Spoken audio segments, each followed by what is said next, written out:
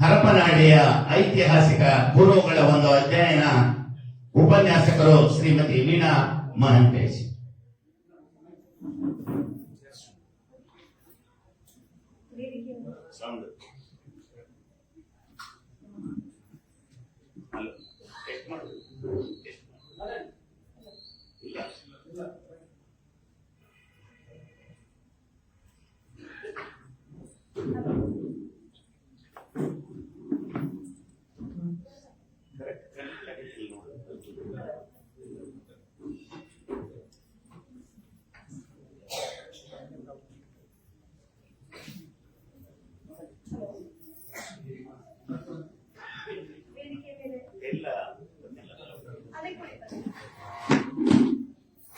ನೀವು ಸರಿ ಮಾಡೋದನ್ನ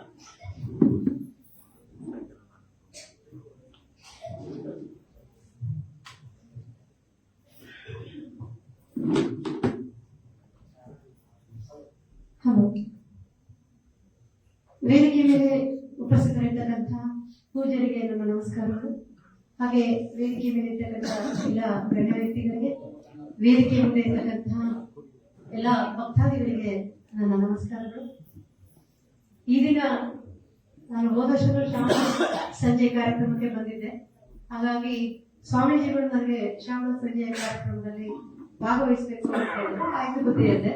ಆ ನಂತರ ನೀವು ಇತಿಹಾಸದ ಬಗ್ಗೆ ಬಹಳ ಕಾಳಜಿ ಇರೋದ್ರಿಂದ ನೀವೇ ಉಪನ್ಯಾಸ ಮಾಡ್ಬೇಕು ಅಂತ ಅಂದ್ರು. ಹಾಗಾಗಿ ಯಾವ ವಿಷಯ ಮಾಡಿದ್ರೆ ಒಳ್ಳೆಯದಾಗುತ್ತೆ ಅಂತ ಸ್ವಾಮೀಜಿಗಳನ್ನ ಕೇಳಿದೆ.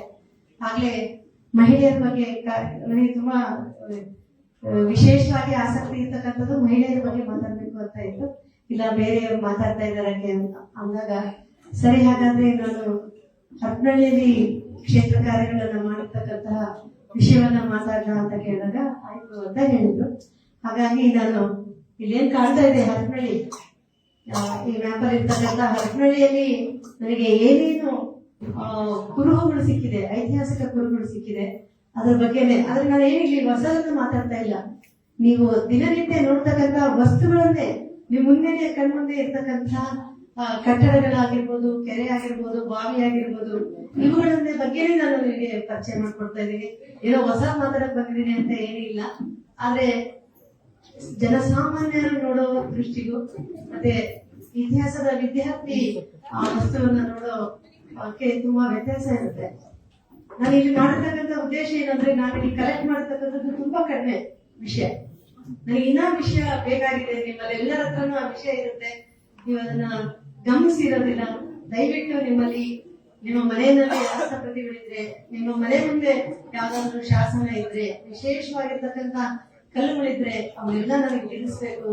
ಒಂದು ವಿಶೇಷವಾದ ಹರಪನಹಳ್ಳಿ ಪಟ್ಟಣದ ದರ್ಶನ ಅನ್ನೋದೇ ಒಂದು ಬುಕ್ಕನ್ನು ಮಾಡಬಹುದು. ಯಾಕಂದ್ರೆ ಇದುವರೆಗೂ ಕ್ಷೇತ್ರ ಕಾರ್ಯ ಇನ್ನೂ ನಡಿಬೇಕಾಗಿರ್ತಕ್ಕಂಥ, ಅದರಲ್ಲೂ ನಮ್ಮ ಹರಪನಹಳ್ಳಿ ಪಾಳೆಗಾರರ ಬಗ್ಗೆ ಹೆಚ್ಚಿನ ಅಧ್ಯಯನಗಳು ನಡಿಬೇಕಾಗಿರ್ತಕ್ಕಂಥದ್ದು ಇದೆ.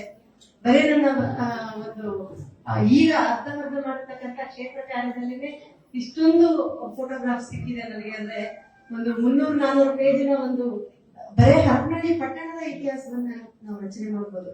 ಹಾಗಾಗಿ ನಾನು ಇತಿಹಾಸದ ಬಗ್ಗೆ ಮಾತಾಡಿ ಅಂತ ಹೇಳಿದ ತಕ್ಷಣ ನಾನು ಇದಕ್ಕೆ ಪವರ್ ಪಾಯಿಂಟ್ ಪ್ರೆಸೆಂಟೇಶನ್ ಮಾಡಬಹುದಾ ಅಂತ. ಯಾಕಂದ್ರೆ ಮಾತಾಡೋದಕ್ಕಿಂತ ನಿಮಗೆ ನೋಡಿದ್ರೆ ನಿಮಗೆ ಬಹಳ ಹತ್ರ ಆಗುತ್ತೆ. ದಿನನಿತ್ಯ ನೋಡ್ತಾ ಇರೋದನ್ನ ಏನೋ ಬೇರೆ ತರ ಹೇಳ್ತಾ ಇದ್ದಾರೆ ಅಂತ. ನಾನು ಮಾತಾಡ್ಬೇಕಾದ್ರೆ 10 ನಿಮಿಷಕ್ಕಿಂತ ಜಾಸ್ತಿ ನಿಮ್ಗೆಲ್ಲ ಹಿಡಿದಿಟ್ಕೊಳಕ್ ಆಗಲ್ಲ. ಆದ್ರೆ ಇಲ್ಲಿ ಇರ್ತಕ್ಕಂಥದ್ದು ಯಾವಾಗ್ಲೂ ಇತಿಹಾಸ ಸ್ವಲ್ಪ ಸಪ್ಪೆ ಇರುತ್ತೆ.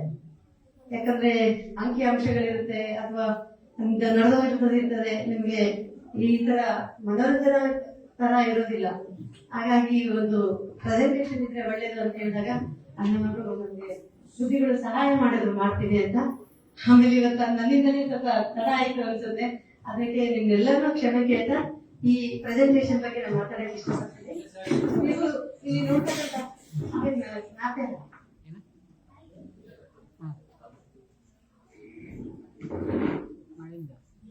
ಈ ಮ್ಯಾಪ್ ಅನ್ನ ನೀವು ನೋಡಿರ್ತೀರಿ. ಇದು ಹಿರೇಕೆರೆ ಮತ್ತೆ ಇದು ಅಯ್ಯನ್ ಕೆರೆ.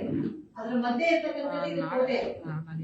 ನಾನು ಚಂದ್ರಶೇಖರ ಹತ್ರ ಮಾತಾಡಿದಾಗ ಅವರು ಈ ಕೋಟೆಗೆ 2 ಕಂದಕಗಳಿದ್ವು ಅಂತ ಹೇಳಿದಾಗ, ಮತ್ತೆ ಬೇರೆ ಕಡೆ ಎಲ್ಲ ಮುಂದೆ ಇದು ಮಾಡಿದಾಗ, ಮೊದಲನೇ ಸುತ್ತಿನ ಕಂದಕಕ್ಕೆ ಅದು ಕೋಟೆಗೆ ದಾದಯ್ಯ ನಾಯಕ ತನ್ನ ಹೆಂಡತಿ ವಲ್ಲವನಾಗತಿ ಅಂತ ಹೇಳಿ ಕೂಡ ನಂತರ ಹೊರಗಿನ ಕೋಟೆಗೆ ಸಂಜೀವ್ ಅಂತ ಹೇಳಿ ಅವರ ಸೈನ್ಯದ ಹೆಸರನ್ನ ಇಟ್ಕೊಂಡ ಅಂತ ಹೇಳಿ ಚರ್ಚೆ ಮಾಡ್ತಾ ಇದ್ದಾರೆ ಬೆಳಕಿಗೆ ಹೊತ್ತು. ಹಾಗೇನೆ ಇಲ್ಲಿ ಒಂದು ಕೋಟೆಗೆ ಪ್ರವೇಶ ಮಾಡೋಕೆ ದ್ವಾರ ಇತ್ತಂತೆ, ನೀವೆಲ್ಲ ನೋಡಿರ್ಬೋದು. ಆ ದ್ವಾರ ಈಗ ಇಲ್ಲ, ಹೋಗಿದೆ. ಆ ಕಲ್ಲುಗಳು ಕೂಡ ಅವಶೇಷಗಳು ಕೂಡ ಉಳಿದಿಲ್ಲ. ಹಾಗಾಗಿ ನಿಮ್ಮಲ್ಲಿ ಕೇಳ್ಕೊಳ್ಳೋದೇನಂದ್ರೆ ಅದೆಲ್ಲ ನಮ್ಗೆ ಬೇಕಾಗಿರತಕ್ಕಂಥದ್ದು. ಈಗ ಏನ್ ನೀವು ನೋಡ್ತೀರಾ, ಇಲ್ಲೆಲ್ಲ ನನಗೆ ಸಿಕ್ಕಿರ್ತಕ್ಕಂಥ ಅವಶೇಷಗಳನ್ನ ನಾನು ಅಧ್ಯಯನ ಮಾಡಿರ್ತಕ್ಕಂಥದ್ದು. ಆಮೇಲೆ ಈ ಕಡೆ ಅನಂತನಹಳ್ಳಿ ಕಡೆ ಹೋಗ್ತಕ್ಕಂಥ ಕಡೆ ಕೂಡ ನನಗೆ ಕೆಲವೊಂದು ಅವಶೇಷಗಳು ಸಿಕ್ಕಿರ್ತಕ್ಕಂಥದ್ದು ಈಗ ನಿಮ್ಮ ಮುಂದೆ ಹೇಳಕ್ ಇಷ್ಟಪಡ್ತೀನಿ. ಮೊದಲಿಗೆ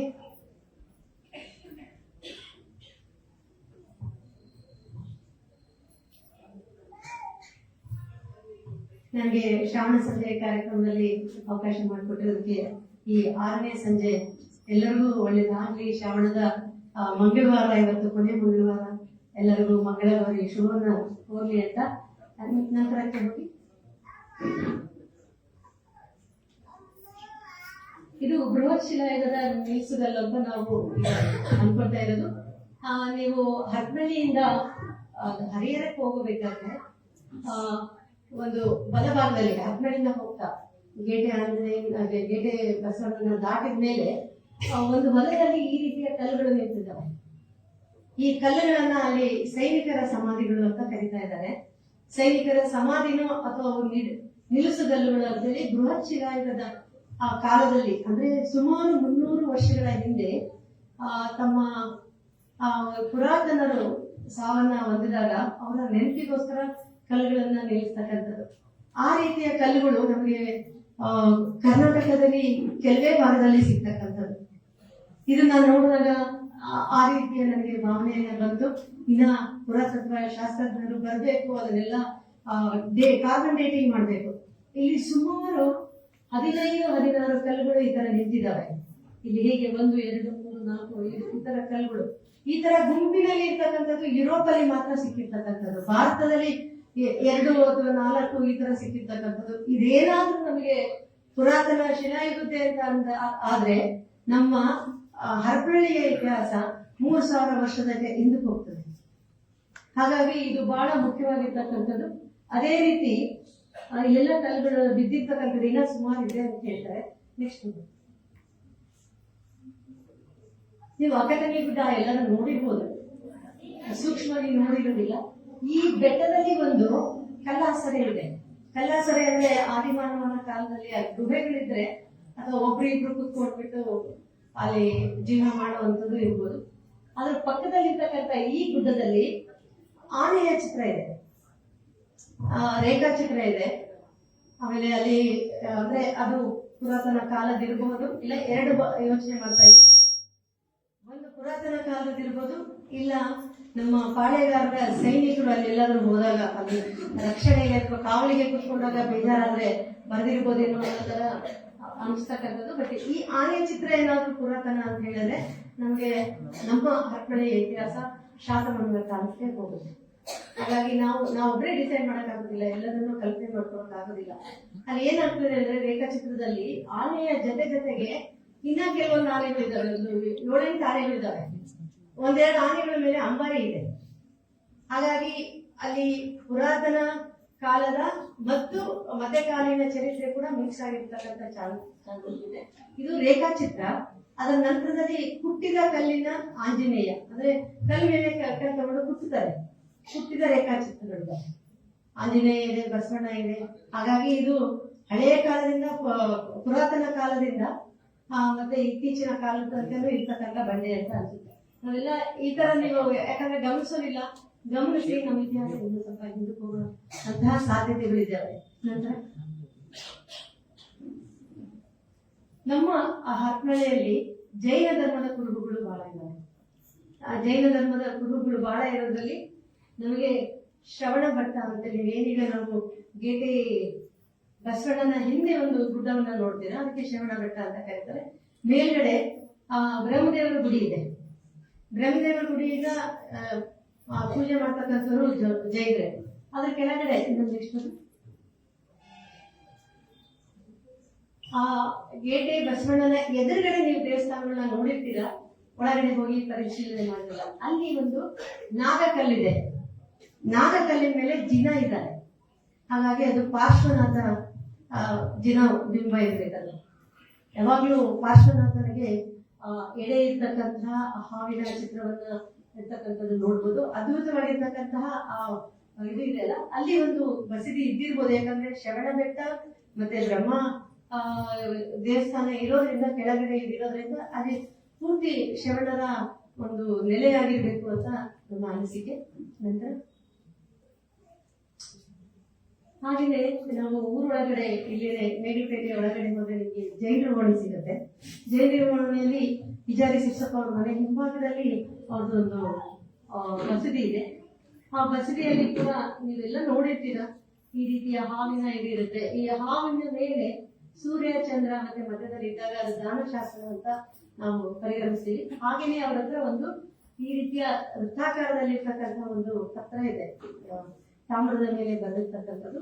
ಅದು ಮಕ್ಕಳಿಗೆ ಅವರು ವಿದ್ಯಾಭ್ಯಾಸವನ್ನ ಕಲಿಸ್ಬೇಕಾದ್ರೆ ಅಕ್ಷರ ಜ್ಞಾನವನ್ನ ಅದರಲ್ಲಿ ಈ ಎಲ್ಲ ಇದೆ, ಅದೆಲ್ಲ ಮಾಡಿ ಬರೆದು ಅವತ್ತಿನ ದಿನ ಮಸೀದಿಯಲ್ಲಿ ಕುದಿಸಿ ಆ ಮಗುಗೆ ವಿದ್ಯಾದಾನ ಮಾಡಿ ಅದನ್ನ ದೇವಸ್ಥಾನದಲ್ಲಿ ಇರ್ತಕ್ಕಂಥದ್ದು, ಮಸೀದಿಯಲ್ಲಿ ಇರ್ತಕ್ಕಂಥದ್ದು. ಇದು ಸುಮಾರು 1800 ಅಲ್ಲಿ ಬರುತ್ತೆ. ಅವರು ಮುತ್ತಾತ ಚಿಕ್ಕಬರ್ಮಣ್ಣ ಅನ್ನೋದು ಅಲ್ಲಿ ಶಾಸನದಲ್ಲಿ ದಿನಾಂಕನೂ ಇದೆ, ಅವರ ಹೆಸರು ಇದೆ. ಹಾಗಾಗಿ ಇದು ಕೂಡ ವಿಶೇಷವಾಗಿ ಇರ್ತಕ್ಕಂಥದ್ದು. ಇದು ಅಲ್ಲಿ ಬೇರೆ ಬೇರೆ ಜಿನಬಿಂಬಗಳು ಕೂಡ ಅವರು ಮಸೀದಿಯಲ್ಲಿದ್ದಾವೆ. ನಂತರ ಕೋಟೆಯಲ್ಲಿರ್ತಕ್ಕಂಥ ಜೈನ ಬಸದಿ, ನೀವು ಆಂಜನೇಯ ದೇವಸ್ಥಾನಕ್ಕೆ ಹೋಗಿರ್ತೀರ, ಆ ಬಸದಿಗೆ ಹೋಗಿರೋದಿಲ್ಲ. ಅದು ಕೂಡ ತುಂಬಾ ಪ್ರಮುಖವಾಗಿರ್ತಕ್ಕಂಥ ದೊಡ್ಡದಾಗಿರ್ತಕ್ಕಂಥ ಮಸೀದಿ. ಬೇರೆ ಎಲ್ಲ ಬರ್ತಕ್ಕಂಥ ದಿಗಂಬರ ಪಂಥದ ಮುನಿಗಳು ಆ ದೇವಸ್ಥಾನಕ್ಕೆ ಬರ್ತಾರೆ. ಅಲ್ಲಿ ಬಂದಾಗ ಇದು ತುಂಬಾ ಪುರಾತನವಾಗಿರ್ತಕ್ಕಂಥ ಬಿಂಬ. ಹಾಗೇನೆ ಇಲ್ಲಿ ಇದನ್ನು ತುಂಬಾ ಗಮನಿಸಬೇಕು ನೀವು. ಇದರಲ್ಲಿಯೂ ಎಡೆ ಇದೆ, ಪಾರ್ಶ್ವನಾಥನಲ್ಲೂ ಎಡೆ ಇದೆ, ಆದ್ರೆ ಅವರು ಲಾಂಛನ ಇರುತ್ತೆ ಕೆಳಗಡೆ. ಇದನ್ನ ನಾವು ಜೂಮ್ ಆಗಿ ನೋಡಿದ್ರೆ, ಆಮೇಲೆ ಮುಂದೆ ನೋಡಿದ್ರೆ ಅದೇ ಕೆಳಗಡೆ ಸ್ವಸ್ತಿಕ್ ಇದೆ. ಆ ಪೀಠದಲ್ಲಿ ಸ್ವಸ್ತಿಕ ಇದ್ರೆ ಅದು 7ನೇ ತೀರ್ಥಂಕರಾಗಿರ್ತಕ್ಕಂಥ ಸುಪಾರ್ತನ್ ಅಂತ. ನಮ್ಗೇನು ಎಡೆ ಇರುತ್ತೆ, ಹಾವಿನ ಚಿತ್ರ ಇರುತ್ತೆ ಅವ್ರ ಪೀಠದಲ್ಲಿ, ಅವರಿದ್ರೆ ಪಾರ್ಶ್ವನಾಥ, ಇವರು ಸುಪಾರ್ತನ್ ಅಂತ. ಹಾಗೇನೆ ಮಹಾವೀರ ಇದ್ರೆ ಸಿಂಹದ ಮುಖ ಇರುತ್ತೆ, ಆದಿ ಋಷಭನಾಥ ಇದ್ರೆ ಹಸು ಇರುತ್ತೆ, ಎತ್ತಿಂದಿರುತ್ತೆ. ಹಾಗೆ ಅವ್ರನ್ನ ನಾವು ಗುರುತಿಸ್ಬೋದು, ಯಾವ್ಯಾವ ತೀರ್ಥಂಕರರು ನಾವು ಅಲ್ಲಿ ಚಿತ್ರಿಸಿದೀವಿ ಅನ್ನೋದು ಅವರ ಲಾಂಛನದ ಮೂಲಕ ನೋಡ್ಕೋಬಹುದು. ಈ ನೆಲೆ ಕೂಡ ನಮ್ಮ ಹರಪಳ್ಳಿ ಇರ್ತಕ್ಕಂಥ, ನಮ್ಮ ಇತಿಹಾಸ ಆರಂಭ ಆಗ್ತಕ್ಕಂಥದ್ದೇ ಇಲ್ಲಿರ್ತಕ್ಕಂಥ ಕುರುಹುಗಳನ್ನ ತಗೊಂಡಾಗ ಜೈನ ಧರ್ಮದ ಇತಿಹಾಸದಿಂದ ನಮ್ಮ ಹರಪಳ್ಳಿ ಇತಿಹಾಸ ಆರಂಭ ಆಗ್ತಾ ಇದೆ. ಹೀಗೆ ಮಧ್ಯದಲ್ಲಿ ಒಂದಷ್ಟು ಗ್ಯಾಪ್ ಇದೆ ನಮ್ಗೆ. ಆಕ್ಚುಲಿ ಕಲ್ಯಾಣಚಾರ್ಯರಿಂದ ಒಂದೇ ಒಂದು ದೇವಸ್ಥಾನ ಸಿಕ್ಕಿದೆ, ಅದನ್ನ ಆಮೇಲೆ ನಿಮ್ಗೆ ವಿವರಣೆ ಮಾಡ್ತೀನಿ. ಪಾಳೆಗಾರರ ಕಾಲದಲ್ಲಿ, ವಿಜಯನಗರದ ನಂತರದಲ್ಲಿ ಬರ್ತಕ್ಕಂಥ ಪಾಳೆಗಾರರು, ಆರಂಭದ ಪಾಳೆಗಾರರು ಏನ್ ಮಾಡ್ತಾರೆ ಅಂದ್ರೆ, ಅವ್ರಿಗೆ ವಿಜಯನಗರದ ಪ್ರಭಾವ ಜಾಸ್ತಿ ಇರೋದ್ರಿಂದ ಅವರು ವೈಷ್ಣವರಾಗಿ ಇರ್ತಾರೆ. ಹಾಗಾಗಿ ಇಲ್ಲಿ ವೈಷ್ಣವರ ನೆಲೆಗಳು ಬಹಳ ಇರ್ತಕ್ಕಂಥದ್ದು. ಅದರಲ್ಲೂ 3 ಜನನು ಏನು ಅದ್ವೈತ, ವಿಶಿಷ್ಟಾದ್ವೈತ, ದ್ವೈತ ಅಂದ್ರೆ ಶಂಕರಾಚಾರ್ಯರು, ರಾಮಾನುಜಾಚಾರ್ಯರು, ಮಧ್ವಾಚಾರ್ಯರಿಗೆ ಸಂಬಂಧಿರ್ತಕ್ಕಂಥ ಎಲ್ಲಾ ಗುರುಗಳು ಈ ಹರಪಳ್ಳಿಯಲ್ಲಿ ಇದೆ. ಹಾಗಾಗಿ ಇದು ನಿಮಗೆ ನೋಡ್ತಕ್ಕಂಥದ್ದು ಪ್ರಸನ್ನ ಆಂಜನೇಯ ದೇವಸ್ಥಾನದಲ್ಲಿ ಒಂದು ಶಾಸನ ಇದೆ. ಅದು ನಾಯಕರಿಗೆ ಸಂಬಂಧಪಟ್ಟಿರ್ತಕ್ಕಂಥ ಶಾಸನ. ಅದು ಅದೇ ಲಿಂಗಾಯತದ ಲಾಂಛನ ಇದೆ. ಮೇಲೆ ಶಿವಲಿಂಗ ಇದೆ, ಆ ಕಡೆ ಒಬ್ಬ ಎದಿ ಕುತ್ಕೊಂಡಿದ್ದಾನೆ, ಆ ಕಡೆ ಒಂದು ಹಸು ತಗೊಂಡಿರ್ತಕ್ಕಂಥ ನಂದಿ ಇರ್ತಕ್ಕಂಥ ಒಂದು ಚಿತ್ರ ಇದೆ. ಅದು ಅಲ್ಲಿ ಯಾಕೆ ಬಂದಿದೆ ಅನ್ನೋದು ಮತ್ತೆ ಒಂದು ಚರ್ಚೆ ಆಗ್ತಕ್ಕಂಥ ವಿಷಯ. ಅಲ್ಲ, ನಾವಿಲ್ಲಿ ಚರ್ಚೆಗೆ ತಗೊಳ್ಳೋದಿಲ್ಲ. ಈ ಆಂಜನೇಯ ನಂತರದಲ್ಲಿ ಇದು ಗುಡಿಕೆರೆ ಅಂತ ಏನ್ ಹೇಳ್ತೀರಾ ಅಲ್ಲಿರ್ತಕ್ಕಂಥ ದೇವಸ್ಥಾನ. ನಂತರ ಕೋಟೆ ಆಂಜನೇಯ ಎಲ್ಲರೂ ನೋಡಿರ್ತಕ್ಕಂಥದ್ದು. ಇದನ್ನು ಕೂಡ ಪಾಳೆಗಾರ ಆಗಿರ್ತಕ್ಕಂಥ ದಾದನಾಯಕ ಕಳಿಸಿದ್ದು ಅಂತೇಳಿ ಇದೆ. ತುಂಬಾ ಮುಖ್ಯವಾಗಿರ್ತಕ್ಕಂಥದ್ದು. ಅವರು ಯುದ್ಧಕ್ಕೆ ಎಲ್ಲ ಹೋಗ್ಬೇಕಾದ್ರೆ ಅಲ್ಲಿ ಪೂಜೆ ಮಾಡಿನೇ ಹೋಗ್ತಾ ಇದ್ರು ಅನ್ನೋ ಒಂದು ಐತಿಹ್ಯ ಇದೆ. ನೆಕ್ಸ್ಟ್ ಇದು ಒಂದು ಚಿತ್ರ ಬರ್ಬೇಕಾಗಿತ್ತು, ಅದು ಮಿಸ್ ಆಗಿದೆ. ಇದು ವಾದಿ ಮಠದ ಪಕ್ಕ ಒಂದು ಬಕ್ರಿ ಹನುಮಂತನ ಗುಡಿ ಇದೆ. ಬಕ್ರಿ ಹನುಮಂತನ ಗುಡಿ ಮತ್ತೆ ವಸಲಿ ಹನುಮಂತನ ಗುಡಿ, ಇದು ವಸಲಿ ಹನುಮಂತನ ಗುಡಿ. ಇವನ್ನ ವ್ಯಾಸರಾಯರು ಪ್ರತಿಷ್ಠಾಪನೆ ಮಾಡಿದ್ರು ಅಂತ ಇದೆ. ಯಾಕೆ ಅಂದ್ರೆ ವ್ಯಾಸರಾಯರು ಇಡೀ ಭಾರತದಲ್ಲಿ 732 ಆಂಜನೇಯನ ವಿಗ್ರಹಗಳನ್ನ ಪ್ರತಿಷ್ಠಾಪನೆ ಮಾಡಿದ್ರು ಅಂತ ಹಂಪಿಯಲ್ಲಿ ನೀವೆಲ್ಲ ನೋಡಿರ್ಬೋದು. ಯಂತ್ರ ಆಂಜನೇಯ ಅಂತೇಳಿ ಅದನ್ನ ಬಂಧಿಸಿರ್ತಕ್ಕಂಥದ್ದು ವ್ಯಾಸರು ಅಲ್ಲಿ. ಅಂದ್ರೆ ನೀವು ಚಕ್ರತೀರ್ಥ ಹತ್ರ ಹೋದಾಗ ರಾಮಾಂಜನೇಯ ದೇವಸ್ಥಾನದ ಪಕ್ಕದಲ್ಲಿ ಮೇಲ್ಗಡೆ ಅಲ್ಲಿ ಒಂದಿದೆ ಯಂತ್ರೋದ್ಧಾರಕ ಹನುಮಂತ ಅಂತೇಳಿ. ಅದು ಅಲ್ಲಿ ಅವರು ಪೂಜೆಗೆ ತಪಸ್ಸಿಗೆ ಕುತ್ಕೊಂಡಾಗ ಒಂದು ಕೋತಿ ಬಂದು ಡಿಸ್ಟರ್ಬ್ ಮಾಡ್ತಾ ಇರುತ್ತೆ ಅವ್ರಿಗೆ, ಆ ಧ್ಯಾನಕ್ಕೆ ಇದು ಮಾಡಬಾರ್ದು ಅಂತ. ಅವಾಗ ಅವ್ರು ಏನ್ ಮಾಡ್ತಾರೆ, ಆ ಕೋತಿಯನ್ನ ಬಂಧಿಸಿ ಆ ಕಲ್ಲಲ್ಲಿ ಇದು ಹಾಕಿ ಮಂಡಲ ಹಾಕಿ ಮಧ್ಯದಲ್ಲಿ ಬಂಧಿಸ್ತಾರೆ. ಅಲ್ಲಿ ಅವಾಗ ಗೊತ್ತಾಗುತ್ತೆ ಅದು ಕೋತಿಯನ್ನ ಆಂಜನೇಯ ಅಂತೇಳಿ. ಹಾಗೆ 732ರಲ್ಲಿ 32 ಆಂಜನೇಯಗಳನ್ನ ಹೊರದೇಶದಲ್ಲಿ ಪ್ರತಿಷ್ಠಾಪನೆ ಮಾಡ್ತಾರೆ. 700 ನಮ್ಮ ಭಾರತದಲ್ಲಿ ಮಾಡ್ತಾರೆ ಅಂತ ನಮ್ಮ ಅದೃಷ್ಟಕ್ಕೆ ನಮ್ಮ ಹರಪನಹಳ್ಳಿಯಲ್ಲಿ 2 ಸಿಕ್ಕಿದೆ ನನಗೆ. ಅದು ಹೇಗೆ ಗೊತ್ತಾಗುತ್ತೆ ನಿಮಗೆ, ಅದು ಅವರೇ ಮಾಡಿರ್ತಕ್ಕಂಥದ್ದು ಅಂತ ಹೇಳಿ ಅಂದ್ರೆ ಅದರ ಲಕ್ಷಣಗಳಿದ್ದಾವೆ. ನನಗೆ ಇಲ್ಲಿ ಜೂಮ್ ಮಾಡಕ್ ಆಗ್ತಾ ಇಲ್ಲ, ನಮ್ಗೆ ಸ್ವಲ್ಪ ಪವರ್ ಪಾಯಿಂಟ್ ಮಿಸ್ಟೇಕ್ ಆಗುತ್ತೆ. ಸಾಧ್ಯ ಆದ್ರೆ ನಾನು ಇದು ಮಾಡ್ತೀನಿ, ಜೂಮ್ ಮಾಡಕ್ ಆಯ್ತು. ಈ ರೀತಿಯ ಆಂಜನೇಯನಲ್ಲಿ ಆಕ್ಚುಲಿ ಆಂಜನೇಯ ಅಂದ್ರೆ 3 ಅವ್ರು ಹೇಳ್ತಾರೆ. ಏನಂದ್ರೆ ಒಂದು ಭೀಮ, ಆಂಜನೇಯ ಮತ್ತೆ ಮಾಧವ ಅಂತ ಹೇಳಿ. ಇವರೆಲ್ಲ ಪರಂಪರೆನೇ ಆಗಿರೋದ್ರಿಂದ ಈ ಕೈಗಳೊಳಗೆ ಬಲಗೈ ಎತ್ತರದಲ್ಲಿ ಮೇಲ್ಗಡೆ ಇಟ್ಕೊಂಡಿರ್ತಕ್ಕಂಥದ್ದು, ಆಮೇಲೆ ಎಡಗೈಯಲ್ಲಿ ಸೌಗಂಧಿಕ ಪುಷ್ಪ ಇರ್ತಕ್ಕಂಥದ್ದು. ಎಲ್ಲ ಆಂಜನೇಯನಲ್ಲೂ ಸೌಗಂಧಿಕ ಪುಷ್ಪ ಇರುತ್ತೆ, ಆದ್ರೆ ಬಗ್ಗಿರುತ್ತೆ. ಅದು ನಮ್ಮ ವ್ಯಾಸರಾಯರು ಮಾಡಿರ್ತಕ್ಕಂಥದ್ದಲ್ಲ. ಇವ್ರು ನೋಡಿ ಸೌಗಂಧಿಕ ಪುಷ್ಪ ಮೇಲ್ಗಡೆ ಇದೆ, ಬಗ್ಗಿದೆ ನೋಡಿ ಮೇಲ್ಗಡೆ ಇರ್ತಕ್ಕಂಥದ್ದು. ಹಾಗೆಯೇ ಅವರ ಇದೆಲ್ಲ ಬಾಲ ಇದೆಯಲ್ಲ, ತಲೆ ಮೇಲೆ ಹೋಗಿ ಮುಂದೆ ಬಂದಾಗ ಅಲ್ಲಿ ಒಂದು ಗಂಟೆ ಕಟ್ಟಿರ್ತಾರೆ, ಬಾಲಕ್ಕೆ ಒಂದು ಗಂಟೆ ಕಟ್ಟಿರ್ತಾರೆ. ನಮ್ಗೆ ವ್ಯಾಸರಾಯರು ಪ್ರತಿಷ್ಠಾಪನೆ ಮಾಡಿದ್ದು ಅಂದ್ರೆ 3 ಮುಖ್ಯವಾಗಿರ್ತಕ್ಕಂಥದ್ದು. ಒಂದು ಸೌಗಂಧಿಕ ಪುಷ್ಪ, ಅಂದ್ರೆ ಭೀಮನ ಕತೆ ಗೊತ್ತಿರ್ಬೇಕು ನಿಮಗೆ. ಸೌಗಂಧಿಕ ಪುಷ್ಪದ ಅವರು ಭೀಮ ಅದನ್ನ ತಗೊಂಡ್ಬರ್ಬೇಕು ಅಂತ ಕೊಳಕು ಹೋಗ್ಬೇಕಾದಾಗ ಒಂದು ಮುದಿ ಕೋತಿ ಕುತ್ಕೊಂಡಿರುತ್ತೆ, ಬಾಲ ಅಟ್ಟಾಗಿರುತ್ತೆ ದಾರಿಗೆ. ಬಾಲ ಎತ್ತು ಅಂತಂದ್ರೆ ನೀನೇ ಎತ್ಕೊಂಡು ಹೋಗು, ನನ್ನ ಮುದುಕ ವಯಸ್ಸಾಗ್ತಿದೆ, ನನಗೆ ಎತ್ತಕ್ಕಾಗಲ್ಲ, ನನ್ನ ಬಾಲ ನೀನೇ ಎತ್ತು ಅಂತೇಳಿ ಹೇಳಿದಾಗ ಭೀಮ ಒಂದು ಕಿರುಬರಲಲ್ಲಿ ಎತ್ಬೋದಿದೇನು ಅಂತೇಳಿ ಎತ್ತಕ್ಕೆ ಹೋಗ್ತಾನೆ, ಆಗೋದಿಲ್ಲ. ಆಮೇಲೆ ಪ್ರಯತ್ನ ಆಗ್ತದೆ, ಯುದ್ಧ ಆಗುತ್ತೆ, ಅವಾಗ ಗೊತ್ತಾಗುತ್ತೆ ಇದು ಆಂಜನೇಯ ಅಂತೇಳಿ. ಆ ಸೌಗಂಧಿಕ ಪುಷ್ಪದ ಕಥೆಯನ್ನು ಆಧರಿಸಿ ಭೀಮನನ್ನ ಅಲ್ಲಿ ಸೃಷ್ಟಿ ಮಾಡ್ತಕ್ಕಂಥದ್ದು. ಬಲಗೈ ಮೇಲೆ ಇರ್ತಕ್ಕಂಥದ್ದು ಮಾತುರನ್ನ ಗುರುತಿಸ್ತಕ್ಕಂಥದ್ದು. ಆ ಗಂಟೆ ಕಟ್ಟಿರೋದಂದ್ರೆ ವ್ಯಾಸರದ್ದು. ಹಾಗೇನೆ ಅದನ್ನ ಜುಟ್ಟನ್ನು ಕೂಡ ನೀವು ಪರೀಕ್ಷೆ ಮಾಡಬೇಕು. ಜುಟ್ಟು ಬೇರೆ ರೀತಿಯಲ್ಲೇ ಇರ್ತಕ್ಕಂಥದ್ದು. ನೀವು ಎಲ್ಲಿ ವ್ಯಾಸರಾಯರನ್ನು ನೋಡೋಕೆ ಹೋಗ್ತೀರೋ ಅವ್ರಿಗೆ ಜುಟ್ಟು ಬೇರೆ ಇರುತ್ತೆ. ಆಮೇಲೆ ಒಂದು ಕೋರಿ ಹಲ್ಲು ಕೂಡ ಇರ್ತದೆ. ಇವೆಲ್ಲ ಲಕ್ಷಣಗಳಿದ್ರೆ ಅದು ವ್ಯಾಸರಾಯರು ಪ್ರತಿಷ್ಠಾಪನೆ ಮಾಡಿರ್ತಕ್ಕಂಥ ಒಂದು ಆಂಜನೇಯ ಅಂತೇಳಿ. ಇದು ವಸಲೆ ಆಂಜನೇಯ. ಇನ್ನೊಂದು ಬಕ್ರಿ ಆಂಜನೇಯ. ಬಕ್ರಿ ಆಂಜನೇಯ ಯಾಕೆ ಬಕ್ರಿ ಅಂತ ಬಂತು ಅಂತ ಹೇಳಿದಾಗ ಅವ್ರು ಹೇಳಿದ್ರು, ಅಲ್ಲಿ ಆ ಟೈಮಲ್ಲಿ ಒಂದು 100 ವರ್ಷದ ಹಿಂದೆ ಇಲ್ಲಿ ಬರಗಾಲ ಬಂದಾಗ ಅಲ್ಲಿಂದ ರೊಟ್ಟಿಯನ್ನ ಕಟ್ಟಿ ಊರವ್ರಿಗೆಲ್ಲ ಕೊಡ್ತಾ ಇದ್ರು. ಹಂಗಾಗಿ ನಾವು ರೊಟ್ಟಿಗೆ ಬಕ್ರಿ ಅಂತ ಕರಿತೀವಿ, ಅದಕ್ಕೆ ಆ ದೇವಸ್ಥಾನಕ್ಕೆ ಬಕ್ರಿ ಹನುಮಂತಯ್ಯ ಅಂತ ಬಂತು ಅಂತೇಳಿ ಅವರಲ್ಲಿ ಕಥೆ ಹೇಳ್ತಾರೆ. ಅಲ್ಲಿ ಪೂಜೆ ಮಾಡ್ತಕ್ಕಂಥದ್ದು ಶಾಲಾ ಅಂತೇಳಿ ನಮ್ಗೆ ಬೆಲೆ ಹೇಳಿದ್ರು. ನಂತರದಲ್ಲಿ ಅಲ್ಲಿ ವಾದಿರಾಜ ಮಠದಲ್ಲಿ ಒಂದು ಬೃಂದಾವನ ಇದೆ. ನೀವು ಹಾಗೆ ಹೊಸಳೆ ಆಂಜನೇಯ ನೋಡಿದ್ರೆ ಅಲ್ಲಿ ಒಂದು ಬೃಂದಾವನ ಇದೆ. ಅದರ ವಾದಿರಾಜರ ಬೃಂದಾವನ ಅಂತ ಹೇಳ್ತಾರೆ. ಬೃಂದಾವನ ಅಂದ್ರೆ ಇಷ್ಟೇ, ಅವರ ಗುರುಗಳು ಯಾರು ಸತ್ತು ಹೋಗಿರ್ತಾರೋ ಅವ್ರ ಮೇಲೆ ಒಂದು ಇದನ್ನ ಜಗಲಿಯನ್ನ ಸ್ಥಾಪನೆ ಮಾಡ್ತಕ್ಕಂಥದ್ದು.